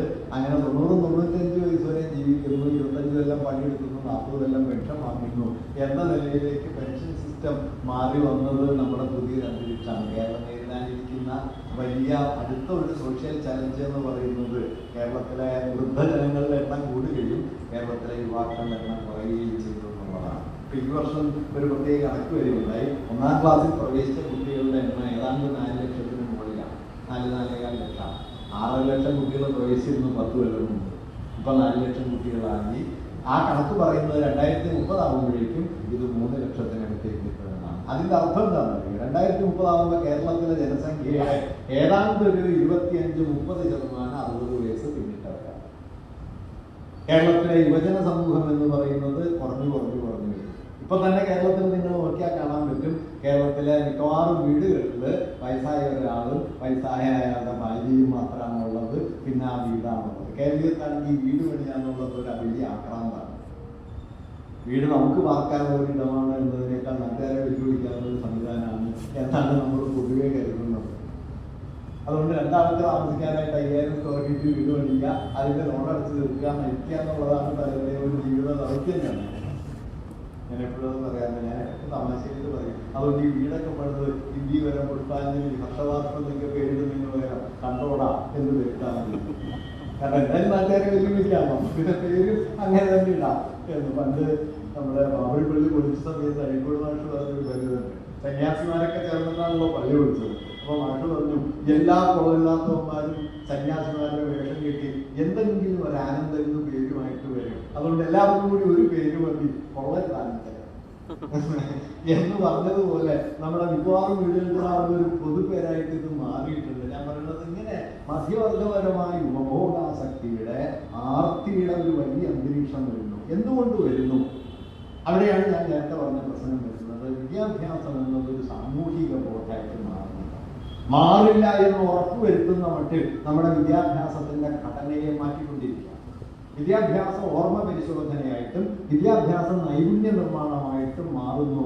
അതിനപ്പുറം, അതായത് കോർപ്പറേറ്റ് മൂലധനത്തിന് ആവശ്യമായ പണിയെടുത്തു കൊടുക്കുന്ന ഒരാൾക്കൂട്ടത്തെ ഉണ്ടാക്കുന്നു എന്നല്ലാതെ ഒരു ക്രിട്ടിക്കൽ സെൻസിബിലിറ്റിയും ഉണ്ടാകില്ല എന്ന് ഉറപ്പുവരുത്തുന്ന വിദ്യാഭ്യാസമായി നമ്മുടെ വിദ്യാഭ്യാസ പ്രക്രിയ മാറുന്നു. ഇതിന്റെ കൂടി ആവിഷ്കാരമാണ് ഈ നാഷണൽ ടെസ്റ്റിംഗ് ഏജൻസി പോലെ എല്ലാ വിഷയങ്ങൾക്കും ഒരേ അളവിൽ ഒരേ ക്രമത്തിൽ പരിശോധന നടത്തുകയും എല്ലാറ്റിൽ നിന്നും ഒരേ തരത്തിലുള്ള തെരഞ്ഞെടുപ്പുകൾ നടത്തുകയും നടത്തുകയും ചെയ്തുകൊണ്ട് വിഷയ വ്യത്യാസത്തെ മറികടക്കുന്ന പരിശോധനാ രീതികളെ റദ്ദാക്കുന്ന സൂക്ഷ്മധാരണയെ അല്പം പോലും പരിഗണിക്കാത്ത ഒരു പരിശീലന രീതി ഉണ്ടാക്കുന്നുണ്ട്, ഒരു വിജ്ഞാന രീതി ഉണ്ടാക്കുന്നുണ്ട്. ഇത് ഫാസിസ്റ്റുകളുടെ പ്രധാനപ്പെട്ട ഒരു ലക്ഷണമാണ്. കാരണം ഫാസിസ്റ്റുകളെ സംബന്ധിച്ച് ഫാഷിസത്തിന്റെ ഏറ്റവും പ്രധാനപ്പെട്ട ഒരു സ്വഭാവം എന്താണെന്ന് വെച്ചാൽ ആൾക്കൂട്ട നിർമ്മാണം. നമ്മുടെ ഫാഷിസം ലോകത്ത് രൂപപ്പെട്ട സമയത്ത് അന്ന് അതിനോടൊപ്പം ജീവിച്ച ഒരു വലിയ മനഃശാസ്ത്ര ചിന്തകനുണ്ട്, വിൽഹം റീക്ക് എന്ന് പറയുന്ന ഒരാൾ. അദ്ദേഹം അതേക്കുറിച്ച് എഴുതിയ പുസ്തകത്തിന്റെ പേര് മാസ് സൈക്കോളജി ഓഫ് ഫാഷിസം എന്നാണ്. ഫാഷിസത്തിന്റെ ആൾക്കൂട്ട മനഃശാസ്ത്രം. ഫാഷിസം ഒരു സമൂഹത്തെ സമൂഹം എന്ന നിലയിൽ നിന്ന് ആൾക്കൂട്ടം എന്ന നിലയിലേക്ക് മാറ്റുന്നു. എന്താണ് ഇത് തമ്മിലുള്ള വ്യത്യാസം എന്ന് തിരിച്ചറിയുന്നതാണ്. സമൂഹം എന്നത് ഓരോ വ്യക്തിയും തന്റെ സവിശേഷമായ ജീവിത ബോധ്യത്തിന്റെ പുറത്തുറച്ചു നിൽക്കുകയും ആ ജീവിത ബോധ്യങ്ങളെ മുൻനിർത്തി സംഘടിക്കുകയും ഒരുമിച്ച് ജീവിക്കുകയും അന്യോന്യം വിനിമയം ചെയ്യുകയും ചെയ്യുമ്പോഴാണ് ഒരു സമൂഹം ഉണ്ടാകുന്നത്. അതായത് സമൂഹത്തിൽ മനുഷ്യരുടെ ഇച്ഛയ്ക്ക്, മനുഷ്യരുടെ തീരുമാനങ്ങൾക്ക്, ബോധപൂർവമായ കാഴ്ചപ്പാടുകൾക്ക് സമൂഹത്തിൽ വലിയ പ്രാധാന്യമുണ്ട്. ആൾക്കൂട്ടമാകട്ടെ ഇതൊന്നുമില്ലാത്തതാണ്. ആൾക്കൂട്ടം വ്യക്തിപരമല്ല, ആൾക്കൂട്ടം വിചിന്തനാത്മകമല്ല, വിമർശനാത്മകമല്ല, മറിച്ച് ഒരു കേവലമായ ഒരു ഭ്രാന്ത് ആണ് ആൾക്കൂട്ടത്തെ നയിക്കുക. ഈ ആൾക്കൂട്ടത്തെ ഉണ്ടാക്കാനാണ് ഫാഷിസ്റ്റുകൾ എപ്പോഴും ശ്രമിക്കുക. നിങ്ങൾ വർഗീയതയുടെ സംഘർഷ വേദികളിലൊക്കെ നോക്കിയാൽ കാണാൻ പറ്റും ആൾക്കൂട്ട ഭ്രാന്തിന്റെ അരങ്ങേറ്റം നമുക്ക് പറയാം. ഒരു സമൂഹത്തെ ആകമാനം ഈ നിലയിൽ ആൾക്കൂട്ടവൽക്കരിക്കാൻ അടിസ്ഥാനപരമായി വേണ്ടത് അവർക്ക് വിമർശനബോധം ഇല്ലാതാക്കുക. ഈ വിമർശനബോധത്തിന്റെ അഭാവം രൂപപ്പെടുത്താൻ, കേവലമായ ആൾക്കൂട്ടമായ ഒരു സമൂഹത്തെ മാറ്റി തീർക്കാൻ ഏറ്റവും കൂടുതൽ ഉപയുക്തമാകുന്ന ഒരു കാര്യം ആ ജനതയുടെ ചരിത്രബോധത്തെ നിർമ്മാർജ്ജനം ചെയ്യുക എന്നതാണ്. ഞാൻ അതിന്റെ എല്ലാ വിശദാംശങ്ങളും പറയുന്നില്ല. ഇന്ത്യയിൽ സംഭവിച്ച ഒരു വലിയ, നേരത്തെ ഞാൻ റോമിലാ താപ്പർ നൽകിയ ഒരു ആശയത്തെ കുറിച്ച് പറഞ്ഞില്ല. താപ്പർ പറഞ്ഞ ആശയം വളരെ പ്രധാനമാണ്. ചരിത്രവിജ്ഞാനം സൂക്ഷ്മമായി എവിടെ? പണ്ഡിത സദസ്സുകളിൽ, പൊതുബോധത്തിലോ. പൊതുബോധത്തിൽ വർഗീയവൽക്കരിക്കപ്പെട്ട ചരിത്രധാരണ പഴയതിനേക്കാൾ എത്രയോ ശക്തമായി. അപ്പൊ നിങ്ങൾ കേരളത്തിലെ ആളുകളോട് ചോദിച്ചു നോക്കൂ, ആരാണ് ടിപ്പു സുൽത്താൻ എന്ന് ചോദിച്ചു നോക്കൂ. ടിപ്പു സുൽത്താൻ വടക്കേ മലബാറിലെ മുഴുവൻ പള്ളികളും അമ്പലങ്ങളും പൊളിച്ചു കളഞ്ഞ ഒരു വർഗീയവാദിയാണ് എന്ന് കേരളത്തിൽ 100-90 പേരും വിശ്വസിക്കുന്നു. ഇന്ത്യൻ ഭരണഘടനയിൽ വരച്ചു ചേർക്കപ്പെട്ട ചിത്രങ്ങളിൽ ഒന്ന്, അതിന്റെ കയ്യെഴുത്ത് പ്രതിയിലെ ചിത്രങ്ങളിൽ ഒന്ന് ടിപ്പു സുൽത്താനാണെന്ന് ആരെങ്കിലും ഓർക്കുന്നുണ്ട്? ഇന്ത്യൻ ഭരണഘടനയുടെ 14ാമത്തെ ഭാഗത്തിന്റെ മുകളിലുള്ള ചിത്രം അക്ബറുടേതാണ്. 16ാമത്തെ ഭാഗത്തിന്റെ മുകളിലുള്ള ചിത്രം 2 ചിത്രങ്ങളാണ്. ഒന്ന് റാണി ലക്ഷ്മിഭായിയാണ്, മറ്റൊന്ന് ടിപ്പു സുൽത്താൻ. പക്ഷെ ഈ ടിപ്പു സുൽത്താനെ കേവലം വർഗീയവാദിയായിട്ടും മുസ്ലിം മതഭ്രാന്തനായിട്ടും ഹിന്ദു വിരുദ്ധനായിട്ടും വർഗീയവാദികൾ ചിത്രീകരിക്കുന്നു എന്ന് മാത്രമല്ല, നമ്മുടെ പൊതുബോധത്തിൽ അത് എത്രയെങ്കിലും. ഇത്തരത്തിൽ നമ്മുടെ ചരിത്രത്തെ സംബന്ധിക്കുന്ന അടിസ്ഥാന വസ്തുതകൾ ഏതാണ്ട് പൂർണ്ണമായി തമസ്കരിക്കപ്പെടുന്നു. ഇപ്പൊ ടിപ്പു കമ്പനിക്കെതിരെ വലിയ യുദ്ധം നടത്തിയ ആളാണ്. 18ാം നൂറ്റാണ്ടിലും 19ാം നൂറ്റാണ്ടിലും ഇന്ത്യയിൽ കമ്പനിയെ വെല്ലുവിളിച്ച ഏറ്റവും വലിയ പോരാളിയുടെ പേര് ടിപ്പു സുൽത്താനാണ്. നമ്മുടെ കൊണ്ടാടപ്പെടുന്ന വലിയ പോരാളികളൊക്കെ കമ്പനിയുടെ കൂടെയായിരുന്നു കേട്ടോ. ആരും ഓർക്കണില്ല. ഉദാഹരണത്തിന് കേരളത്തിൽ പഴശ്ശിരാജ, ഞാൻ പഴശ്ശിയുടെ വലിപ്പം കുറച്ച് പറയല്ല, പഴശ്ശി പക്ഷേ കമ്പനിയുടെ കൂടെയായിരുന്നു. നിങ്ങളത് ശ്രദ്ധിച്ചുണ്ടാവാനില്ല. കാരണം പഴശ്ശി ഭയങ്കര സ്വാതന്ത്ര്യ സമര പോരാളിയായതുകൊണ്ട് മൂപ്പര് കമ്പനിയുടെ കൂടെ ഉണ്ടായിരുന്നു എന്നുള്ള കാര്യം ഇപ്പൊ ആരും ഉറപ്പില്ല, ഓർത്താൻ തന്നെ പറയൂല. ടിപ്പുവും കമ്പനിയും തമ്മിൽ യുദ്ധം നടക്കുന്ന സമയത്ത് പഴശ്ശി കമ്പനിയുടെ കൂടെ, ടിപ്പു കമ്പനിയായിട്ട് തെറ്റിയത്. പഴശ്ശി കമ്പനിയായിട്ട് തെറ്റിയത് ബ്രിട്ടീഷുകാർ ഇന്ത്യ ഭരിക്കുന്നു എന്നതിനെ ചൊല്ലിയൊന്നുമല്ല. കുറുമ്പനാട്ട് താലൂക്കിൽ കരം പിരിക്കാനുള്ള അവകാശം തനിക്ക് തരാതെ അമ്മാവിന് കൊടുത്തതിനെ ചൊല്ലിയാണ് മൂപ്പര് അടഞ്ഞത്. ഇടഞ്ഞുനിൽപ്പ് ഗംഭീരമായിരുന്നു, പക്ഷെ ആവശ്യത്രയുണ്ടായിരുന്നു.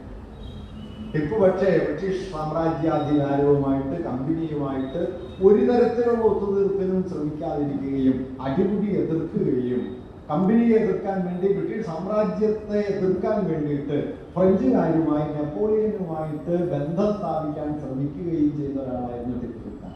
വാസ്തവത്തിൽ ബ്രിട്ടീഷുകാരും നെപ്പോളിയനും തമ്മിലുള്ള യുദ്ധത്തിൽ നെപ്പോളിയൻ ജയിച്ചിരുന്നുവെങ്കിൽ ഇന്ത്യ മൊത്തം വേറൊന്നായിരുന്നു.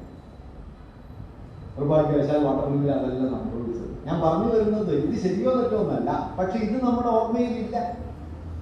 ഇന്ത്യയുടെ ഭൂതകാലത്തെ മുഴുവൻ ഹിന്ദുത്വവൽക്കരിക്കുന്ന ഒരു പാഠ്യപദ്ധതി ഉണ്ടായിക്കൊണ്ടേയിരിക്കുന്നു. ഇപ്പൊ കീഴടിയിലെ ഗവേഷണം കൂട്ടിക്കാനായിട്ട് എന്തെല്ലാം പരിശ്രമങ്ങൾ നടക്കുന്നു. കീഴടി എന്നും കീഴടി എന്ന് പറയുന്ന തമിഴ്നാട്ടിലെ മധുരയ്ക്ക് തൊട്ടപ്പുറത്തുള്ള ആ ഗ്രാമത്തിൽ നിന്ന് വിഖനനം ചെയ്തെടുക്കപ്പെട്ട തെളിവുകൾ നമ്മോട് പറയുന്നത് എന്താണ്?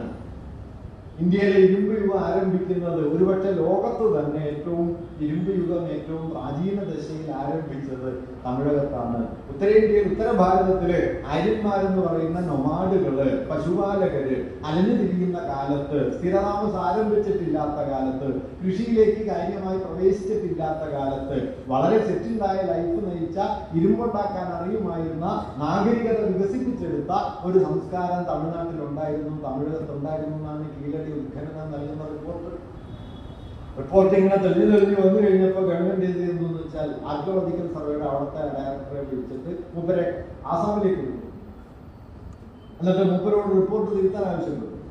മൂപ്പര് വിജ്ഞാനത്തിൽ സത്യസന്ധതയുള്ള ഒരാളായതുകൊണ്ട് ആ റിപ്പോർട്ട് മൂപ്പര് തിരുത്തി കൊടുത്തില്ല. കഴിഞ്ഞ സ്റ്റാലിൻ ഗവൺമെന്റ് കീഴടിയൊക്കെ വലിയ ഒരു ആർക്കിയോളജിക്കൽ സൈറ്റായി നിലനിർത്തിയിട്ടുണ്ട്. ഇന്നത് ഇപ്പൊ തമിഴ്നാട്ടിൽ വേറൊരു സ്ഥലത്ത് കൂടി സമാനമായ തെളിവുകൾ കണ്ടെടുക്കപ്പെടുന്നു. ഇന്ത്യയുടെ ഭൂതകാലത്തെ മുഴുവൻ, ഞാൻ അടുത്തിടയ്ക്ക് ഡൽഹിയിൽ പോയപ്പോ ഗാന്ധി സ്മൃതിയിൽ പോകണ്ടായി. ഗാന്ധി സ്മൃതി എന്ന് പറഞ്ഞു കഴിഞ്ഞാൽ ബിർള ഹൗസ്. ഗാന്ധി അവസാനം ജീവിച്ച 114 ദിവസം ജീവിച്ചത് ബിർള ഹൗസിലാണ്. ഗാന്ധി സാധാരണ ജീവിക്കുന്ന സ്ഥലം ജീവിച്ചിരുന്നത്, ഡൽഹിയിൽ കഴിഞ്ഞിരുന്നത് ഭംഗി കോളനിയിലാണ്, തൊട്ടികളുടെ കോളനിയിലാണ്. അവസാന കാലത്ത് കലാപമുഖരിതമായതുകൊണ്ട് ഗാന്ധി അവിടുത്തെ താമസം മാറ്റി ഗാന്ധിയെ ബിർള ഹൗസിലാണ് താമസിച്ചത്. ബിർള ഹൗസിൽ നിന്ന് ഗാന്ധി സ്മൃതിയാണ്, ഗാന്ധി മ്യൂസിയമാണ്. ഞാൻ ഏറ്റവും ഒടുവിൽ പോകുമ്പോൾ ഞാനത് മുഴുവൻ ഇങ്ങനെ വെറുതെ വായിച്ചു നോക്കി. 1-2 തവണ പോയിട്ടുണ്ട്. ഇത്തവണ കൂടുതൽ സമയം കിട്ടിയതുകൊണ്ട് അവിടുത്തെ പാനലുകളൊക്കെ വായിച്ച് ഗാന്ധി വധത്തിലേക്ക് എത്തുന്ന സമയത്ത് ഗാന്ധി വധത്തിന്റെ വിവരണത്തിൽ നിങ്ങൾ ഗോഡ്സെ എന്ന പേര് കാണുകയേയില്ല. ഗോഡ്സെ എന്ന പേരില്ല, ഉള്ളത് അസാസിൻ എന്നാണ്. കൊലയാളി. ആരോ ഒരു കൊലയാളി വരുന്നു, ഗാന്ധി വെടിവെച്ച് വീഴ്ത്തുന്നു, മൂപ്പര് തിരിച്ചു. അല്ലാതെ ഇതിലൊരു കൂടാതെ നോക്കുകയായി 6ാമത്തെ തവണ നടക്കുന്ന ശ്രമത്തിലാണ് ഗാന്ധി കൊല്ലപ്പെടുന്നത്. അല്ലാതെ 1ാമത്തെ ശ്രമമൊന്നുമല്ല. 1935 മുതൽ 48 ജനുവരി 30 വരെ 6 വധശ്രമങ്ങൾ ഗാന്ധിക്കെതിരെ നടന്നു. 6ാമത്തേലാണ് ഗാന്ധി കൊല്ലപ്പെട്ടത്. ഈ 6 വധശ്രമങ്ങളിൽ 1ാമത്തേതിന്റെ ആസൂത്രണത്തിൽ ഗോഡ്സെയും ആപ്തയും ഉണ്ട്. അവസാനത്തെയും അതിന് തൊട്ടു മുമ്പത്തെ ആസൂത്രണത്തിൽ ഇവർ രണ്ടുപേരുണ്ട്. 48 ജനുവരി 20-നും 48 ജനുവരി 30-നും നടന്ന ആസൂത്രണങ്ങളിൽ ഇവർ രണ്ടുപേരുണ്ട്. എന്തായിരുന്നു ഗാന്ധിക്കെതിരെയുള്ള ഈ ഹിന്ദുത്വവാദികളുടെ, സനാതനികളുടെ അടിസ്ഥാന പ്രശ്നം? 2ാം വട്ടമേശ സമ്മേളനം കഴിഞ്ഞ് അംബേദ്കറുമായുള്ള കൂടിക്കാഴ്ചയ്ക്ക് ശേഷം, അംബേദ്കറുമായുള്ള കൂടിക്കാഴ്ച ഗാന്ധിയെ വലിയ തോതിൽ വലച്ചു കളഞ്ഞ ഒരു കാര്യമാണ്. ഗാന്ധിയോട് അംബേദ്കർ പറഞ്ഞു, അംബേദ്കറോട് ഗാന്ധി പറയുന്നു, താങ്കള് സ്വാതന്ത്ര്യ സമരത്തില് പങ്കെടുക്കണം, താങ്കളുടെ ഇപ്പോഴത്തെ പ്രവർത്തന രീതി നമ്മുടെ മാതൃരാജ്യത്തിന്റെ സ്വാതന്ത്ര്യത്തെ തടസ്സപ്പെടുത്തും എന്ന്. അംബേദ്കർ വളരെ ബ്ലണ്ടായിട്ടുള്ള ഒരു മറുപടിയാണ്. അംബേദ്കറുടെ പിന്നെ ഭാഷ അങ്ങനെയാണ്. അദ്ദേഹം മഹാത്മാവ് എന്നുള്ള പരിവേഷത്തിലൊന്നുമല്ല സംസാരിക്കുക. അദ്ദേഹം ഇട്ടടിച്ച പോലെ പറയുന്ന ഒരു ഭാഷാ രീതിയിലാണ്. അംബേദ്കർ ഗാന്ധിയോട് പറഞ്ഞ ഒരു വാക്യം ഏതാണ്ട് ഇങ്ങനെയാണ്: mister Gandhi, we don't have A motherland. ഞങ്ങൾക്കൊരു മാതൃരാജ്യമില്ല. ഈ മാതൃരാജ്യം എന്ന് അങ്ങ് പറയുന്നത് അങ്ങയുടെയും ഇന്ത്യയിലെ ജാതി ഹിന്ദുക്കളുടെയും മാതൃരാജ്യമാണ്, ഞങ്ങളുടെ അല്ല.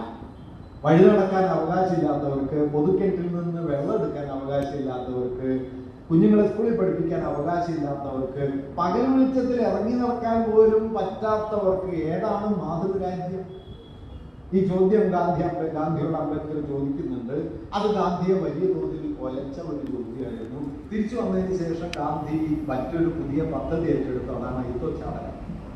അയിത്തോച്ചാടനം ഗാന്ധിയുടെ പ്രധാനപ്പെട്ട കാര്യപരിപാടിയാവുകയും സവർണർ മാനസികമായ ശുദ്ധീകരണത്തിന്, നവീകരണത്തിന് സന്നദ്ധനാകണമെന്ന് ഗാന്ധി പറയുകയും ചെയ്തതിന്റെ പശ്ചാത്തലത്തിലാണ് 1930-കൾ മുതൽ ഗാന്ധി തന്റെ കാര്യപരിപാടിയുടെ കേന്ദ്രമായി അയിത്തോച്ചാടനത്തെ മാറ്റിയത്. ഈ ജാതി വിരുദ്ധമായ ഗാന്ധിയുടെ ശ്രമങ്ങളുടെ ആദ്യത്തെ ഇമ്പാക്ട് എന്താണെന്ന് വെച്ചാൽ 1935-ൽ പൂനെയിൽ പ്രസംഗിക്കാൻ ചെന്ന ഗാന്ധിയുടെ കാറിന് ബോംബെറിഞ്ഞു. ആ ബോംബെ ആസൂത്രണം ചെയ്യുന്നതിൽ ഇവർ രണ്ടുപേരും വലിയ പങ്ക് വഹിച്ചു. ആ സന്ദർഭത്തിൽ ഇവർ അവിടെയുണ്ട്, ഗോഡ്സെയും ആപ്തയും. അന്ന് ഗാന്ധി വരേണ്ടിയിരുന്ന കാറിൽ ഗാന്ധി വന്നില്ല. പിന്നാലെ വന്ന മറ്റൊരു കാറിലാണ് ഗാന്ധി വന്നത്. ആദ്യം ബോംബെറിഞ്ഞ കാർ കത്തിപ്പോയി കേട്ടോ. അതിന്റെ അവശിഷ്ടം പാറ്റ്ന മ്യൂസിയത്തിൽ ഇപ്പോഴും ഉണ്ട്. അതിന്റെ സ്കെലിറ്റൻ എന്ന് പറയാവുന്ന അതിന്റെ അസ്ഥികൂടം അവിടെ ഇപ്പോഴും ഉണ്ട്. തുടർന്ന് ഇങ്ങോട്ട് 5 തവണ കൂടി ഗാന്ധിക്കെതിരായ ആക്രമണം നടന്നു. 48 ജനുവരി 20 ഗാന്ധിയെ മദൻലാൽ പക്കുവ ബോംബെറിഞ്ഞു. പക്ഷെ ഗാന്ധിയെ വെടിവെച്ച് കൊല്ലാനായിട്ട് നിയോഗിക്കപ്പെട്ടിരുന്ന ഒരാൾക്ക് പേടി മൂലമോ മറ്റോ അത് ചെയ്യാൻ പറ്റിയില്ല. അതിന് പിന്നാലെയാണ് 48 ജനുവരി 30 ഗാന്ധിയെ കൊലപ്പെടുത്തുന്നത്. ഞാൻ പറഞ്ഞു വന്നത്, ഗോഡ്സെ എന്ന് പറയുന്നത് ഒരാളുടെ പേരല്ല. ഗോഡ്സെ എന്ന് പറയുന്നത് ഇന്ത്യയിൽ പ്രവർത്തിച്ചുകൊണ്ടിരിക്കുന്ന, ഇപ്പോഴും വളരെ ശക്തമായി തുടരുന്ന ഒരു വീക്ഷണത്തിന്റെ പേരാണ്. ആ വീക്ഷണത്തിന്റെ ഒരാവിഷ്കാരം ഇന്നലെ ഉണ്ടായി. നിങ്ങൾ ഒരാൾ ടെലിവിഷനിൽ വന്നിരുന്ന് സംസാരിക്കുന്നത് കേട്ടല്ലോ. ഈ പെൺകുട്ടികളെ ബലാത്സംഗം ചെയ്യാണ് വേണ്ടത്, ഞാനാണെങ്കിൽ വെടിവെച്ച് കൊല്ലുമായിരുന്നു, ശവമെടുത്ത് മാറ്റുമായിരുന്നു എന്ന് പറയുന്നത്. ഇങ്ങനെ ബലാത്സംഗം ചെയ്യുകയാണ് വേണ്ടത് എന്ന് മുൻപ് പറഞ്ഞൊരാളുണ്ട്. കീഴടക്കിയ പെൺകുട്ടികളെ, എതിര രാഷ്ട്രീയത്തിലെ പെൺകുട്ടികളെ ബലാത്സംഗം ചെയ്യുകയാണ് ശരിയായ വഴി, ചെയ്യാതിരുന്നത് ശിവജിയുടെ ഒരു തകരാറായിരുന്നു എന്ന് പറഞ്ഞ ഒരാളുണ്ട്. അദ്ദേഹത്തിന്റെ പേര് സവർക്കർ. അദ്ദേഹത്തിന്റെ ചിത്രം പാർലമെന്റിലുണ്ട്, ചന്ദ്രബാബുലുണ്ട്. ഗാന്ധിയുടെ ചിത്രത്തിന്റെ നേരെ അപ്പുറത്തായിട്ട് ഈ ചിത്രമുണ്ട്. ഇതാണ് ചെയ്യേണ്ടതെന്ന് പറഞ്ഞു. അതുകൊണ്ടാണ് ഞാൻ പറഞ്ഞത്, ഇത് യാദൃച്ഛികമായ ഒരാൾ പറഞ്ഞു പോകുന്നതാണെന്ന് ധരിക്കരുത്. ഇന്നലെ പുറത്തു വന്ന ആ വിഷമുണ്ടല്ലോ, അത് ഒരാളുടെ വ്യക്തിഗതമായ വൈകാരികമായ എന്താ പറയുക ദുഷ്ടബുദ്ധിയാണെന്നോ വിഷമാണെന്നോ കരുതരുത്. ഒരു വീക്ഷണം. തങ്ങളുടെ എതിർമാനത്തിൽപ്പെട്ടവർ എന്ത് ചെയ്യണം? വെടിവെച്ച് കൊല്ലണം, ബലാത്സംഗം ചെയ്യണം, ശവമെടുത്ത് വഴിയിലെറിയണം എന്ന് പറയാൻ ഒരു മടിയുമില്ലാത്ത, അതാണ് ചെയ്യേണ്ടത് എന്ന് കരുതുന്ന, ആത്മാർത്ഥമായി വിശ്വസിക്കുന്ന എത്രയെങ്കിലും ആളുകൾ. അപ്പൊ ഗാന്ധിയുടെ രക്തസാക്ഷി ദിനത്തിൽ ഗാന്ധിയുടെ കോലം ഉണ്ടാക്കിയിട്ട് അതിൽ നിറയൊഴിച്ചിട്ട് ചോര ഒഴുകുന്ന ഒരു രംഗം സൃഷ്ടിച്ചിട്ട് ആ സന്ദർഭത്തിൽ ഗോഡ്സേക്ക് മുദ്രാവാക്യം വിളിക്കുന്ന ആളുകൾ ഇന്ത്യയിലുണ്ടല്ലോ. നിങ്ങൾ എപ്പോഴെങ്കിലും പ്രതീക്ഷിച്ചിരുന്നോ ഇന്ത്യയിൽ ഗോഡ്സേക്ക് ആരാധകരുണ്ടാവും?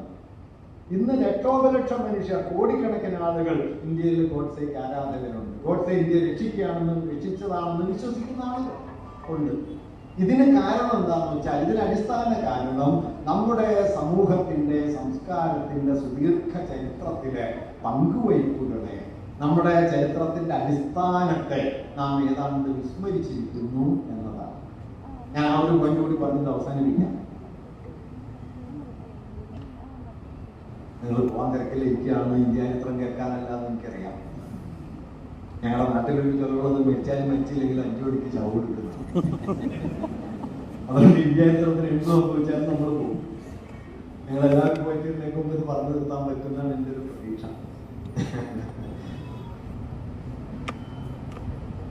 ഇന്ത്യയുടെ ചരിത്രത്തെ നമ്മൾ മനസ്സിലാക്കുന്നതിനുള്ള അടിസ്ഥാനപരമായ തകരാറ്, നമ്മൾ മതനിരപേക്ഷത എന്ന് വലിയ തോതിൽ പറയുന്നു, ഈ ചർച്ച പറയുന്നു, ഭരണഘടനയെ കുറിച്ച് പറയുന്നു. ഈ ഭരണഘടനയ്ക്കും മതനിരപേക്ഷതയ്ക്കും ആധാരമായ ഒരേ ഒരൊറ്റ പ്രമേയത്തെ കുറിച്ച് കൂടി പറഞ്ഞു നിർത്താം. നിങ്ങളൊരു പ്രതീക്ഷയാവട്ടെ. ഈ ഒരൊറ്റ പ്രമേയത്തെ കുറിച്ച് രണ്ടും തമ്മിൽ കൂട്ടിയിണക്കുന്നുണ്ട്. അവിടെ ഇന്ത്യയുടെ ഏൻഷ്യന്റ് ഹിസ്റ്ററിയും നമ്മുടെ ഭരണഘടനയുടെ അടിസ്ഥാന തത്വവും തമ്മിൽ കൂടിയിണക്കുന്നുണ്ട്. ആ വാക്യം ഇതാണ്: India shall be a union of States. എന്താ അതിന്റെ അർത്ഥം? പുതുതായി നിലവിൽ വരുന്ന കുറച്ച് സംസ്ഥാനങ്ങൾ ചേർന്നുണ്ടാകുന്ന ഒരു യൂണിയനാണ് ഇന്ത്യ എന്ന രാഷ്ട്രം എന്ന വാചികാർത്ഥമേ അല്ല. ഇന്ത്യയുടേത് അടിസ്ഥാനപരമായ ഒരു ബഹുസ്വര ജീവിതമാണ്. ഇന്ത്യ ഏതെങ്കിലും ഒരു മതം കൊണ്ടോ പാരമ്പര്യം കൊണ്ടോ ഭാഷ കൊണ്ടോ നിർവചിക്കാനാകാത്ത, ആ വീക്ഷണങ്ങളെയൊക്കെ മറികടന്ന് പോകുന്ന ഒന്നാണ് ഇന്ത്യ എന്ന ആശയം. ഇത് പക്ഷെ നമ്മൾ എത്രത്തോളം മനസ്സിലാക്കുന്നുണ്ട്? ഇപ്പോ 1949 നവംബർ 26 ഭരണഘടന നിലവിൽ വന്ന് 3 ദിവസം കഴിഞ്ഞപ്പോൾ RSS അതിനെതിരെ മുഖപ്രസംഗം എഴുതി, ഓർഗനൈസർ. ആ മുഖപ്രസംഗത്തിലും പിന്നീട് ഗോൾവാൾക്കറുടെ പ്രസംഗത്തിലും ഒക്കെ പറഞ്ഞ ഒരു കാര്യം, the very first article itself, ഒന്നാം അനുച്ഛേദം എന്നത് തന്നെ വിഭജനത്തിന്റെ വിത്താണ് എന്നാണ്. കാരണം ഒരു യൂണിറ്ററി സ്റ്റേറ്റിന് പകരം, ഒരു ഏകാത്മക രാഷ്ട്രത്തിന് പകരം സംസ്ഥാനങ്ങളുടെ യൂണിയനായി ഇന്ത്യയെ സങ്കല്പിക്കുന്നത് ഇന്ത്യയുടെ രാഷ്ട്രസത്തയ്ക്കെതിരല്ല. ഏതാണ് ഇവർ സങ്കല്പിക്കുന്ന രാഷ്ട്രസത്ത? അത് ഹിന്ദുത്വത്തിന്റെ മതരാഷ്ട്രപരമായ യുക്തിയാണ്. ഈ മതരാഷ്ട്രപരമായ യുക്തിയെ ചെറുക്കാൻ, പ്രതിരോധിക്കാൻ വാസ്തവത്തിൽ ഇന്ത്യ ചരിത്രത്തിൽ നല്ല ആധാര തത്വങ്ങളുണ്ട്. ഇന്ത്യ ഏതെങ്കിലും ഒരു കാലത്ത് ഒരു സംസ്കാരത്തിന്റെ, ഒരു മതത്തിന്റെ, ഒരു ഭാഷയുടെ ആവിഷ്കാരമായിട്ടില്ല. ഇന്ത്യൻ ജനത മുഴുവൻ രൂപപ്പെട്ടത് 3 കുടിയേറ്റങ്ങളിൽ നിന്നാണ്.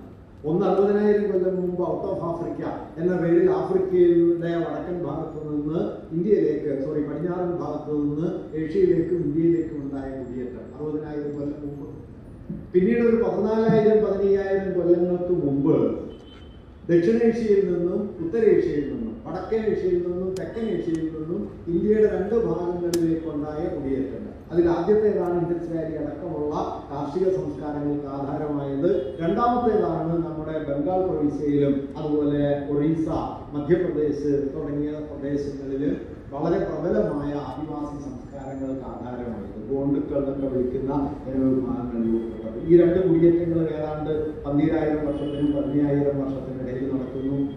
പിന്നെ ഒരു 5,000 കൊല്ലം മുമ്പ്, പൊതുവർഷാരംഭത്തിന് ഒരു 3,000 കൊല്ലം മുമ്പ് ആര്യന്മാർ ഇന്ത്യയിലേക്ക് വരുന്നു. ഇൻഡസ് വാലിയുടെ തകർച്ചയ്ക്ക് പിന്നാലെ അവർ ഗംഗാതടങ്ങളിലെത്തി പുതിയൊരു നാഗരികത കെട്ടിപ്പടുക്കുന്നു. അതിനെയാണ് നമ്മൾ വൈദികം, ബ്രാഹ്മണികം എന്നൊക്കെ വിളിക്കുന്നത്. വേദങ്ങൾ, ഉപനിഷത്തുകൾ, പുരാണങ്ങൾ, ഇതൊക്കെ. ഇതിന്റെ തകർച്ചയ്ക്ക് പിന്നാലെ ബുദ്ധമതം ഉയർന്നു വരുന്നു. അശോകൻ ഉണ്ടാകുന്നു. അശോക സാമ്രാജ്യം മൗര്യഭരണം കുറയ്ക്കുന്നു. മൗര്യഭരണത്തിന്റെ തകർച്ചയ്ക്ക് പിന്നാലെ എത്രയെങ്കിലും വിഭാഗങ്ങൾ കുടിയേറുന്നു. ചാകന്മാര്, കുശാനന്മാര്, ഇന്തോപാർത്തിയന്മാര്, ബാക്ട്രിയൻ ഗ്രീസുകാര്, തുർക്കികള്, മുഗളന്മാര്, യവനര്, എത്രയെങ്കിലും ആളുകൾ കുടിയേറുന്നു. അവരൊക്കെ ഇന്ത്യൻ ജീവിതത്തിൽ പലതരത്തിൽ കലരുന്നു. തികച്ചും തദ്ദേശീയമെന്ന് നമ്മൾ കരുതുന്ന പലതും വാസ്തവത്തിൽ കുടിയേറി വന്നവരുണ്ടാക്കി. ഇപ്പൊ ഞാൻ കേരളത്തിൽ 1-2 ഉദാഹരണം പറയാം. നമ്മുടെ നാലുകെട്ടിന്റെ പഠിപ്പുരയുണ്ട്. കേരളത്തിലൊരു പ്രധാനപ്പെട്ട വാസ്തുരൂപമാണ്. ചൈനക്കാരുണ്ടാക്കിയതാണ്. ചൈനീസ് വാസ്തുശില്പത്തിൽ നിന്നാണ്. ഈ തിരുവാതിര കളിക്കുമ്പോൾ മുടി കെട്ടുന്ന രീതിയില്ല, കൊണ്ട കെട്ടുകയാണ്, കൊട്ടക്കെട്ട്. ചൈനീസ് കേശാലങ്കാൻ രീതിയാണ്. അതുകൊണ്ട് ഓമനക്കുട്ടൻ ഗോവിന്ദൻ പറഞ്ഞ് ഡാൻസ് കളിക്കുന്ന സമയത്ത് ചൈന കൂടെ ഉണ്ട്. അല്ല, അത് കേരളീയ നൃത്തമൊന്നുമല്ല. ഇതൊരു കുറവല്ല കേട്ടോ. ഞാനതിനെ വളരെ വലിയ കാര്യമായിട്ടാണ് കാണുന്നത്. വലിയൊരു പങ്കുവയ്പ്പിന്റെ ചരിത്രമാണ്. എത്രയെങ്കിലും സംസ്കാരങ്ങൾ ഇങ്ങനെ പങ്കുവയ്ക്കപ്പെട്ടു. ഇപ്പൊ നിങ്ങൾ ശ്രദ്ധിച്ച് കാണാൻ ഇടയില്ലാത്തൊരു കാര്യം, ഇന്നിപ്പോ കേരളത്തിലെ, ഇന്ത്യയിലെ തന്നെ ഏറ്റവും വലിയ കലാപരിപാടിയാണല്ലോ ജ്യോതിഷം, മുഹൂർത്തം, ഫലപ്രവചനം ഒക്കെ. ഇന്ത്യയിലെ ജ്യോതിശാസ്ത്രം വളരെ ശക്തമായിരുന്നു ഒരു ഘട്ടത്തിൽ. കേരളം അതിന്റെ പ്രധാനപ്പെട്ട കേന്ദ്രമായിരുന്നു. ഭൂമി സൂര്യനെ ചുറ്റിക്കറങ്ങുകയാണ്, സൂര്യൻ ഭൂമിയെ ചുറ്റിക്കറങ്ങുകയല്ല എന്ന് ആദ്യം നിരീക്ഷിക്കുന്ന ആളുകളിൽ ഒരാൾ കേരളീയൻ എന്ന് വിശ്വസിക്കപ്പെടുന്ന ആര്യഭടീയത്തിലെ ഗോളപാദത്തില് ഒരു ശ്ലോകത്തിന്റെ അർത്ഥം ഇങ്ങനെയാണ്: നിങ്ങളൊരു തോണിയിൽ കയറി പുഴയിലൂടെ സഞ്ചരിക്കുമ്പോൾ നദീതീരത്തെ സസ്യലതാദികൾ അനങ്ങുന്നതായും നിങ്ങൾ അനങ്ങാതെ നിൽക്കുന്നതായും എങ്ങനെയാണോ തോന്നുന്നത്, അതുപോലെയാണ് സൂര്യൻ ഭൂമിയെ ചുറ്റിക്കറങ്ങുന്നതായും ഭൂമി നിശ്ചലമായി നിൽക്കുന്നതായും നിങ്ങൾക്ക് അനുഭവപ്പെടുന്നത്. ഇപ്പോൾ ബസ്സിൽ പോകുമ്പോൾ നമ്മൾ അനങ്ങാതിരിക്കുന്നു, വണ്ടി മരങ്ങളൊക്കെ പുറത്തോടുന്നു എന്ന് പറയുമല്ലോ. അതേ യുക്തി തന്നെയാണ് അദ്ദേഹം എന്ന് പറഞ്ഞത്. ഇത് എഴുതിയത് AD 499 പൊതുവർഷം 5-ാം നൂറ്റാണ്ട്. ഓപ്പർണിക്കസ് ഒക്കെ വരുന്നത് പിന്നെ 1000 കൊല്ലം കഴിഞ്ഞില്ല. ഇതിപ്പോ സംഖ്യകളോട് പറയേണ്ട കാര്യമില്ല കേട്ടോ. അവര് അതും ഞങ്ങളാണ് ആദ്യം കണ്ടുപിടിച്ചതെന്ന് പറഞ്ഞ കാര്യം പറഞ്ഞു. എനിക്ക് അങ്ങനെ ഒരു അസുഖമില്ല, അതിന് ചികിത്സയില്ല. ഞാൻ പറഞ്ഞത് എന്താണെന്ന് വെച്ച് കഴിഞ്ഞാൽ, ഇങ്ങനെ ജ്യോതിശാസ്ത്രത്തിന്റെ ഗണിത പാരമ്പര്യം വളരെ ശക്തമായിരുന്ന ഇന്ത്യൻ ജ്യോതിശാസ്ത്രത്തിലേക്ക് പിന്നീട് വന്ന് കയറിക്കൂടിയ ഒരു ഭാഗമാണ് പ്രവചന ഭാഗം, ഫലഭാഗം. അതാണ് മുഹൂർത്ത ജ്യോതിഷമായിട്ട് മാറിയത്. അതാണ് ജാതകമായിട്ടും ഭാവി പ്രവചനമായിട്ടും മാറിയത്. നിങ്ങൾ ശ്രദ്ധിച്ചിരുന്നു, രാമായണത്തില് ഒരു മുഹൂർത്തമില്ല. രാമൻ പട്ടാഭിഷേകം നടത്തുന്നതോ കല്യാണം നടത്തുന്നതോ പാഞ്ചാലിയുടെ കല്യാണം നടത്തുന്നതോ ഒന്നിനൊരു മുഹൂർത്തമില്ല. ഈ ഫലഭാഗ ജ്യോതിഷം എന്ന് പറയുന്ന പ്രവചനാത്മക ഭാഗം ഇന്ത്യൻ ജ്യോതിശാസ്ത്രത്തിലേക്ക് വന്നത് ഗ്രീക്ക് ജ്യോതിഷികൾ വഴിയാണ്. അലക്സാണ്ടർക്ക് പിന്നാലെ ഇന്ത്യയിലേക്ക് വന്ന ഗ്രീക്ക് ജ്യോതിഷികളാണ് ഗ്രീക്ക് ജ്യോതിഷത്തിന്റെ ഭാഗമായ ഫലപ്രവചനത്തെ ഇന്ത്യൻ ജ്യോതിശാസ്ത്രത്തിൽ കുത്തിക്കടത്തി നമ്മുടെ ജ്യോതിശാസ്ത്രത്തെ അസ്ട്രോളജിയാക്കി മാറ്റിയത്. ഇന്നിപ്പോ നമ്മൾ കരുതുന്നത് എന്താണെന്ന് വെച്ച് കഴിഞ്ഞാൽ, ഇന്ത്യക്കാരുടെ വളരെ പ്രധാനപ്പെട്ട ഒരു പാരമ്പര്യമാണ് ജ്യോതിഷം എന്നാണ്. അപ്പുറത്ത് വന്നതാ. അഫ്ഗാനിസ്ഥാനൊക്കെ താണ്ടി ഹിന്ദു പർവ്വതമൊക്കെ താണ്ടിയിട്ട് പഞ്ചാബ് വഴി ഉത്തരേന്ത്യയിൽ വന്ന ഈ ഉത്തരേന്ത്യയിലേക്ക് എത്തിയ അലക്സാണ്ടറുടെ കാലത്തെ ജ്യോതിഷികളുടെ പാരമ്പര്യമാണ് ഇപ്പോ നമ്മുടെ മുഹൂർത്തമുള്ളത്. അതുകൊണ്ട് മക്കളുടെ കല്യാണം മുഹൂർത്തം നോക്കി നിശ്ചയിക്കുമ്പോൾ ഗ്രീക്ക് ജ്യോതിഷത്തും കൂടി ഓർക്കണം. ഞാൻ പറഞ്ഞതെന്ന് വെച്ചാൽ, ഇങ്ങനെ എത്രയോ കൂടിക്കലരലുകളുടെ കൊടുക്കൽ വാങ്ങലുകളുടെ കഥയാണ് നമ്മുടെ പാരമ്പര്യത്തിൻ്റെ. നിർഭാഗ്യവശാൽ ഈ വൈവിധ്യത്തെ ഓർക്കാൻ, ഇതാണ് നമ്മുടെ സംസ്കാരത്തിന്റെ അടിസ്ഥാനം എന്ന് തിരിച്ചറിയാൻ. അപ്പൊ നമ്മുടെ കഥകളിയിലെ സ്ത്രീവേഷം എന്ന് പറയുന്നത് മുസ്ലിം സ്ത്രീകളുടെ വേഷധാരണത്തിൽ നിന്നുണ്ടായതാണ് എന്ന് മനസ്സിലാക്കാൻ അങ്ങനെ എത്രയെങ്കിലും ഉദാഹരണങ്ങൾ പറയാം. നമ്മുടെ ഭക്ഷണം, നമ്മുടെ വസ്ത്രം, നമ്മുടെ ദൈവസങ്കല്പം ഒക്കെ ഷെയർ ചെയ്യപ്പെട്ടതാണ്, പങ്കുവയ്ക്കപ്പെട്ടതാണ്. ഇപ്പൊ കാൽമടമ്പിൽ അമ്പുകൊണ്ട് മരിക്കുന്ന ഒരാളാണ് ശ്രീകൃഷ്ണൻ. ഇതുപോലെ കാൽമടമ്പിൽ അമ്പുകൊണ്ട് മരിച്ച ഒരാളാണ് അഖിലസ്. യമുനയെ വഴിമാറ്റി ഒഴുക്കിയ ആളാണ് ബലരാമൻ. ഇതുപോലെ നദിയെ വഴിതിരിച്ചു വിട്ട ഒരാളാണ് നമ്മുടെ ഹെർക്കുലീസ്. ഉച്ചവരെ കല്ലുരുത്തി മോളി കയറ്റിയിട്ട് താഴേക്ക് വിടുന്ന നാരായണത്തുണ്ടാന്തരമില്ല. ഇതേ ഭ്രാന്ത് ഗ്രീസിലുണ്ട്, സിസിലീസ്. ഇങ്ങനെ കേസരി ബാലകൃഷ്ണപിള്ള അതിനെക്കുറിച്ച് പറഞ്ഞിട്ടൊരു മനോഹരമായ വാക്യം പറയും. അദ്ദേഹം പറയുന്നത്, ഐതിഹ്യങ്ങളുടെ തോണിയിൽ കയറി സഞ്ചരിച്ചാൽ അത് നിങ്ങളുടെ കടവിൽ അടുക്കുന്നതിന് മുമ്പ് നിരവധി കടവുകളിൽ അടുത്തിരുന്നു എന്ന് കാണാൻ പറ്റും. അല്ല, അങ്കണ പഞ്ചായത്തിലേക്ക് മാത്രമായിട്ട് ഒരു ഐതിഹ്യമില്ല. ഇതൊക്കെ മനുഷ്യവംശം പങ്കുവെച്ച് ഇവിടെ ആ ഐതിഹ്യം വന്നിറങ്ങി കുറച്ച് നമ്മളെടുത്ത് ഇവിടെ നിന്ന് കുറച്ച് അധികം കയറി അതങ്ങോട്ട് പോയി അങ്ങനെ പോവാണ്. അല്ലാതെ തദ്ദേശീയത, തനിമ എന്നൊക്കെ പറയുന്നത് വാസ്തവത്തിൽ ഒരു കെട്ടുകഥയാണ്. പക്ഷെ നമ്മൾ മനസ്സിലാക്കണം, പണ്ട് ഈ രാജ്യസ്നേഹം എന്നതിനെ കുറിച്ച് പറയുന്ന സമയത്ത് ബർണാഡ് ഷാ ഒരു ഫലിതം പറയുന്നു. ബർണാഡ് ഷാ പറയുന്നത്, എന്താണ് രാജ്യസ്നേഹം? ഞാനൊരു പ്രത്യേക പ്രദേശത്ത് ജനിച്ചു എന്നുള്ളത് കൊണ്ട് ലോകത്തെ മറ്റെല്ലാ പ്രദേശങ്ങളെക്കാളും മഹത്വം നൽകുന്നതാണ് ആ പ്രദേശം എന്ന് കരുതുന്ന വിഡ്ഢിത്തത്തിന്റെ പേരാണ് ഈ രാജ്യസ്നേഹം. എന്റെ പഞ്ചായത്ത് ലോകത്തെ ഏറ്റവും പ്രധാനപ്പെട്ട പഞ്ചായത്താണ്. വിജയമാഷ് കൊണ്ട് പറയും, അമ്പിളി നമ്മുടെ ഭാഗത്താണ് ഉദിച്ചതെന്ന് കരുതാൻ എല്ലാവർക്കും അവകാശമുണ്ട്. എപ്പോ വരെയാണെന്ന് ചോദിച്ചു കഴിഞ്ഞാൽ അപ്പുറത്തെ പറമ്പിൽ പോയി നോക്കുന്നത് വരെ. അപ്പുറത്തെ പറമ്പിൽ നോക്കി അവിടെ ചന്ദ്രൻ വിളിച്ചിട്ടുണ്ടാവും. നോക്കാതിരിക്കുന്നതിന്റെ പേരാണ് ഈ രാജ്യസ്നേഹം. അപ്പൊ നമ്മുടെ പറമ്പാണ് പോകുന്നത്.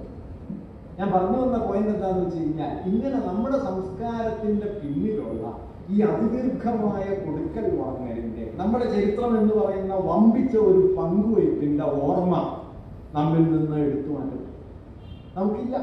മഹാഭാരതം ആദ്യമായിട്ട് വിവർത്തനം ചെയ്യപ്പെട്ടത് ഒരു ഇന്ത്യൻ ഭാഷയിലേക്കുമല്ല, പേർഷ്യൻ ഭാഷയിലേക്ക്. റസംനാമ എന്ന പേര് അക്ബറുടെ കാലം. ഉപനിഷത്തുകൾ ആദ്യമായിട്ട് പുറത്തുപോയത് ഇംഗ്ലീഷിലേക്കല്ല, മറ്റേതെങ്കിലും ഇന്ത്യൻ ഭാഷയിലേക്കല്ല, പേർഷ്യനിലേക്കാണ്. ഷാജഹാന്റെ മൂത്ത മകനായ ദാരാ ഷുക്കോവാണ് അത് ട്രാൻസ്ലേറ്റ് ചെയ്തത്. മധ്യകാല ഇന്ത്യ ദക്ഷിണേന്ത്യയോട് ഉത്തരേന്ത്യ പുലർത്തിയ ബന്ധത്തെക്കാൾ എത്രയോ കൂടുതൽ ബന്ധം ഉത്തരേന്ത്യ പേർഷ്യയോട് പുലർത്തി.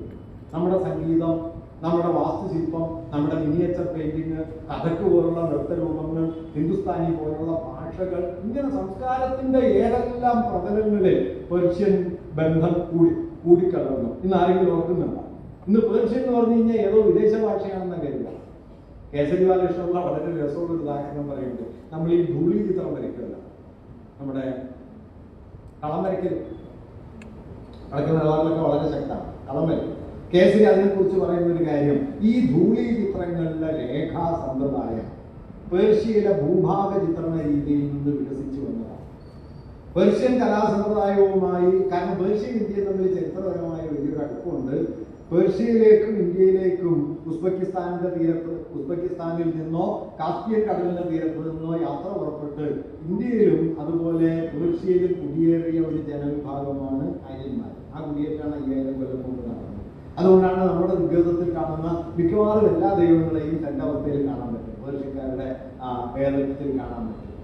ഈ പേർഷ്യയുമായുള്ള ഇന്ത്യയുടെ പ്രാചീനമായ ഒരു കൊടുക്കൽ വാങ്ങൽ മൂലം പേർഷ്യയിലെ കലാരീതികൾ, ആഖ്യാനക്രമങ്ങൾ, ഭാഷാരൂപങ്ങളൊക്കെ ഇന്ത്യയിലേക്ക് വരികയും പേർഷ്യൻ ചിത്രകലയുടെ രേഖാ സമ്പ്രദായം ഇന്ത്യയിലേക്ക് തുടരുകയും അജന്തയിൽ അത് റിഫ്ലക്ട് ചെയ്യുകയും അജന്തയിൽ നിന്ന് നമ്മുടെ ചുമർചിത്ര പാരമ്പര്യത്തിലേക്ക് എത്തുകയും, വടക്കേ മലബാറിൽ പോയി നോക്കിയാൽ, കുമ്പളയിലും പരിസരത്തും ഒക്കെ നോക്കിയാൽ അവിടെയുള്ള ചുമർചിത്രങ്ങളിൽ ഈ അജന്ത ചിത്രങ്ങളുടെ വളരെ എലോങ്ങേറ്റഡായ ദീർഘകായമായ രൂപം നമുക്ക് കാണാനായിട്ട് കഴിയും.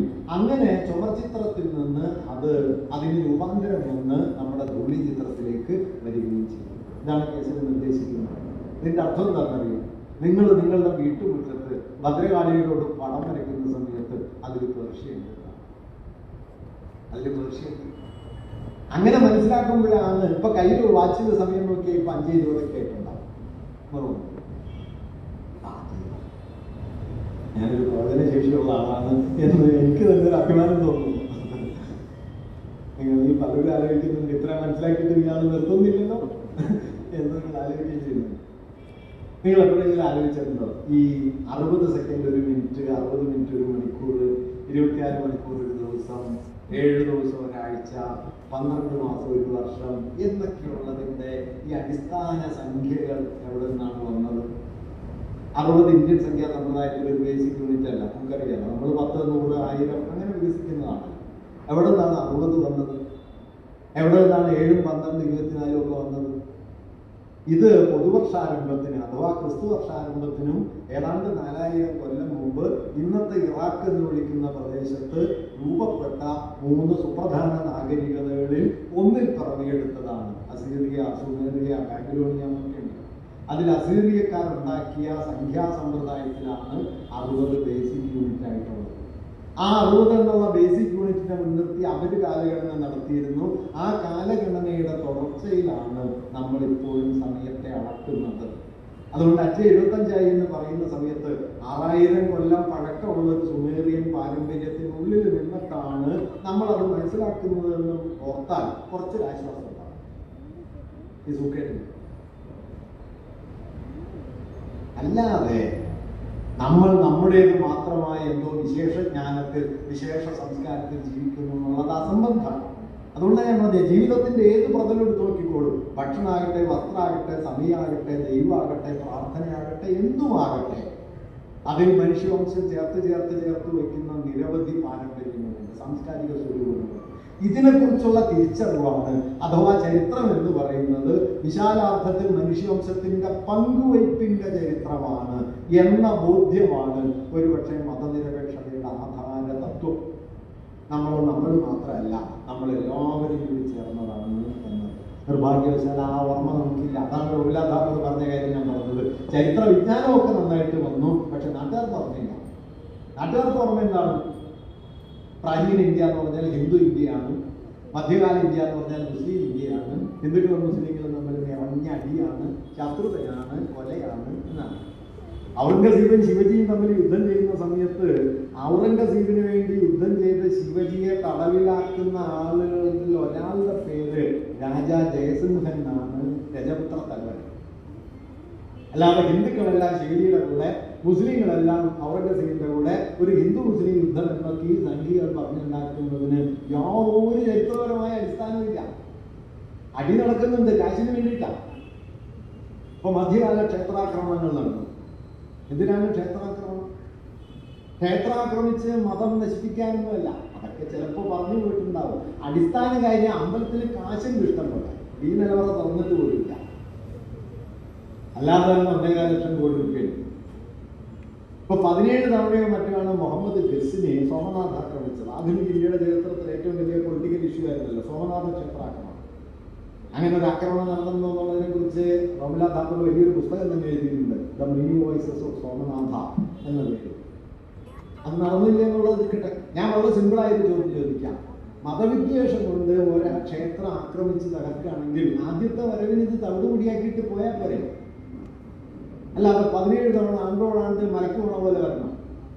ചെറിയ ദൂരമൊന്നുമല്ല, അഫ്ഗാനിസ്ഥാനിന്റെ അപ്പുറത്തുനിന്ന് പുറപ്പെട്ടു വേണം ഇവിടെ വരാൻ. എല്ലാ കൊല്ലവും വരും. 13 തവണയോ 17 തവണയോ വന്നു. അടുത്ത തവണ വരാൻ എന്താണെന്ന് വെച്ചാൽ മുതിര് മരിച്ചുപോയി, അല്ലെങ്കിൽ അടുത്ത തവണ വന്നാൽ.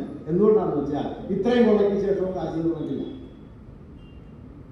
മധ്യകാല ക്ഷേത്രങ്ങൾ എന്ന് പറയുന്നത് സമ്പത്തിന്റെയും അധികാരത്തിന്റെയും ക്ഷേത്രമാണ്, ഭക്തിയുടെ ക്ഷേത്ര കേന്ദ്രങ്ങൾ മാത്രമല്ല. സമ്പത്തിനും അധികാരത്തിനും വേണ്ടിയുള്ള എല്ലാ മത്സരങ്ങളും ക്ഷേത്രത്തിലേക്കും വരും. ഇതിനെ പക്ഷേ പിന്നീട് മതഭ്രാന്താണ്. ടിപ്പു സുൽത്താൻ വടക്കേ മലബാറിലെ ജന്മിമാരെ കൊള്ളയടിച്ചത് മതവിദ്വേഷം കൊണ്ടാണെന്ന് പ്രചരിപ്പിച്ചു.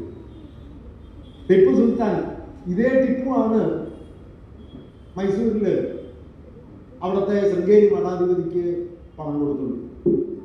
കാരണം കമ്പനി ടിപ്പുവും തമ്മിലുള്ള യുദ്ധത്തിൽ ശൃംഗേരി മഠം ടിപ്പുവിന്റെ കൂടെയാണ്, മലബാറിലെ നമ്പൂതിരിമാർ കമ്പനിയുടെ കൂടെ. ഈ പ്രശ്നം പറയില്ല. കമ്പനിയുടെ കൂടെയുള്ളവരെ കമ്പനി തുണച്ചു, തന്നോടൊപ്പം ഉള്ളവരെ ടിപ്പു തുണച്ചു, എതിരാളികളെ ടിപ്പു ആക്രമിച്ചു.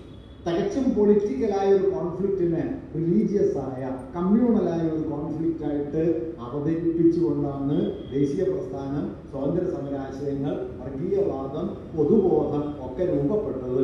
അതിനെ ചലഞ്ച് ചെയ്യാനായിട്ട് നമുക്ക് ഇപ്പോഴും പറ്റിയിട്ടില്ല. ഞാൻ പറഞ്ഞു വന്ന പോയിന്റ് ഇത്രയേ ഉള്ളൂ.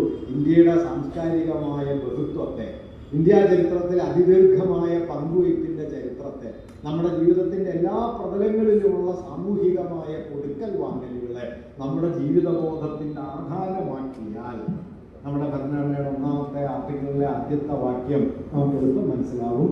India that is Bharat shall be a union of states. ബഹുത്വമാണ് നമ്മുടെ അടിസ്ഥാനം.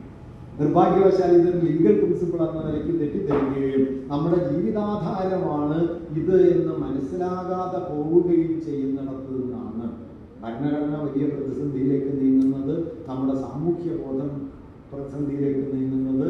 ചരിത്രത്തെ തടവിലാക്കിക്കൊണ്ട് ഫാഷിസം നമുക്കുമേൽ വലിയ തേരോട്ടം നടത്തുന്നത്. അതുകൊണ്ട് ഫാഷിസത്തിനെതിരായ സമരത്തിൻ്റെ സുപ്രധാനമായ ഒരടിസ്ഥാനം എന്ന് പറയുന്നത് അത് നമ്മുടെ സംസ്കാരത്തിൻ്റെ, നമ്മുടെ ഭൂതകാലത്തിൻ്റെ വൈവിധ്യത്തെ, ബഹുത്വത്തെ ഉയർത്തിപ്പിടിക്കുക, ആ ബഹുത്വത്തെ മുൻനിർത്തി വികസിച്ചു വന്ന ഭരണഘടനാ സങ്കല്പങ്ങൾ ഉയർത്തിപ്പിടിക്കുക. ഭരണഘടന എന്നുള്ളത് ഒരു ലീഗൽ ഡോക്യുമെന്റ് എന്നതിനപ്പുറം അതിൽ നിലീനമായിരിക്കുന്ന വലിയൊരു സാമൂഹികമായ വൈവിധ്യത്തിൻ്റെ സങ്കല്പമുണ്ട് എന്ന് മനസ്സിലാക്കുക. ആ ബോധ്യത്തെ നമ്മുടെ വിദ്യാഭ്യാസത്തിൻ്റെ, വിജ്ഞാനത്തിൻ്റെ ആധാരമാക്കി മാറ്റുക. ഇതിനെല്ലാം തകർക്കുന്ന ഒന്നായിട്ടാണ് വാസ്തവത്തിൽ ഇന്ന് ഇന്ത്യയിലെ വലിയ ഭരണകൂടം നിലനിൽക്കുന്നത്. അതിനെതിരെ ആകാവുന്ന ഏത് പ്രതലത്തിലും പ്രതിരോധിക്കുക എന്നതാണ് ജനാധിപത്യ വിശ്വാസികളുടെ വലിയൊരു ഉത്തരവാദിത്തം. എല്ലാ സമരമൊന്നും ജയിക്കണമെന്നൊന്നുമില്ല. ജയിക്കാത്ത സമരങ്ങളൊക്കെ പാഴായിപ്പോയി എന്ന് ധരിക്കുകയും ചെയ്യരുത്. പലരും ചോദിക്കും, നിങ്ങൾ ആ സമരം ചെയ്തിട്ട് എന്തായി, ഈ സമരം ചെയ്തിട്ട് എന്തായി എന്നൊക്കെ ചോദിക്കും. അതിനൊരു അർത്ഥമില്ല. ഞാൻ പറഞ്ഞല്ലോ, അവസാനം കീഴ്പിടിച്ച ഒരു സമരത്തിന്റെ പുറകിൽ 12 വർഷം തോറ്റുപോയ സമരങ്ങളുണ്ട്. പണ്ട് ഈ പിക്കാസോയോട് ഒരാള് ഒരു പോർട്രേറ്റ് വരച്ചു കൊടുക്കാൻ പറഞ്ഞു, കാരിക്കേച്ചർ, അയാളൊരു പടം വരച്ചു കൊടുക്കാൻ പറഞ്ഞു. പിക്കാസോ ഒരു ഷീറ്റ് എടുത്തിട്ട് വേഗം ഇയാളുടെ ഒരു പോർട്രേറ്റ് പോലെ ഒരു കാരിക്കേച്ചർ വരച്ചു കൊടുത്തിട്ട് അയാൾ കൊടുത്തിട്ട് പറഞ്ഞു $2000 വില. അപ്പൊ അയാൾ പിക്കാസോട് ചോദിച്ചു, $2000 നിങ്ങളായി 5 മിനിറ്റ് അല്ലേ എടുത്തുള്ളൂ? അപ്പൊ പിക്കാസോ പറഞ്ഞു, 5 മിനിറ്റ് അല്ല, 55 കൊല്ലം. 5 മിനിറ്റ് കൊണ്ട് വരച്ചെങ്കിലും അതിന്റെ പുറകെ 55 കൊല്ലമുണ്ട്. ഇപ്പോൾ ഒരു സമരം ജയിച്ചെങ്കിലും പരാജയപ്പെട്ട അത്രയും സമരങ്ങളുടെ ഊർജ്ജം അതിന്റെ പിന്നിലുണ്ട്. അതുകൊണ്ട് പരാജയപ്പെടുന്ന ഓരോ സമരത്തിനും ഭാവിക്ക് വേണ്ടി അത് ചിലത് കരുതി വെക്കുന്നുണ്ട്. ഗുരുവായൂർ സത്യാഗ്രഹം വിജയിച്ച സമരമല്ല, വൈക്കം സത്യാഗ്രഹം വിജയിച്ച സമരമല്ല, തോറ്റ സമരങ്ങൾ പക്ഷേ നമ്മുടെ ജനതയെ വിജയിപ്പിച്ചു എന്നുകൂടിയാണ് നമ്മൾ മനസ്സിലാക്കേണ്ടത്. അതുകൊണ്ട് സമരസജ്ജരായിരിക്കുക, ഒരു പരാജയത്തിന്റെ മുമ്പിൽ കീഴടങ്ങാതിരിക്കുക. എല്ലാ പരാജയങ്ങളും, എല്ലാ സമരവും വിജയിക്കേണ്ട കാര്യമൊന്നുമില്ല. പരാജയങ്ങളുടെ രുചി നുണഞ്ഞുകൂടിയാണ് വാസ്തവത്തിൽ നമുക്ക് മുമ്പോട്ട് പോകാൻ പറ്റുക. പണ്ട് വിജയൻ മാഷ് VS-നെ കുറിച്ച് പറയും, പരാജയം ഭക്ഷിച്ച് ജീവിച്ച ഒരാളാണ് എന്ന് VS-നെ കുറിച്ച് പറയും. അതുകൊണ്ട് പരാജയങ്ങൾ എന്ന് പറയുന്നത് വാസ്തവത്തിൽ ഒരു സമര മുഹൂർത്തത്തിലെ വളരെ പ്രധാനപ്പെട്ട കാര്യങ്ങളാണ്. അത് ഒരു സമൂഹത്തെ അകമേ മാറ്റുന്നു.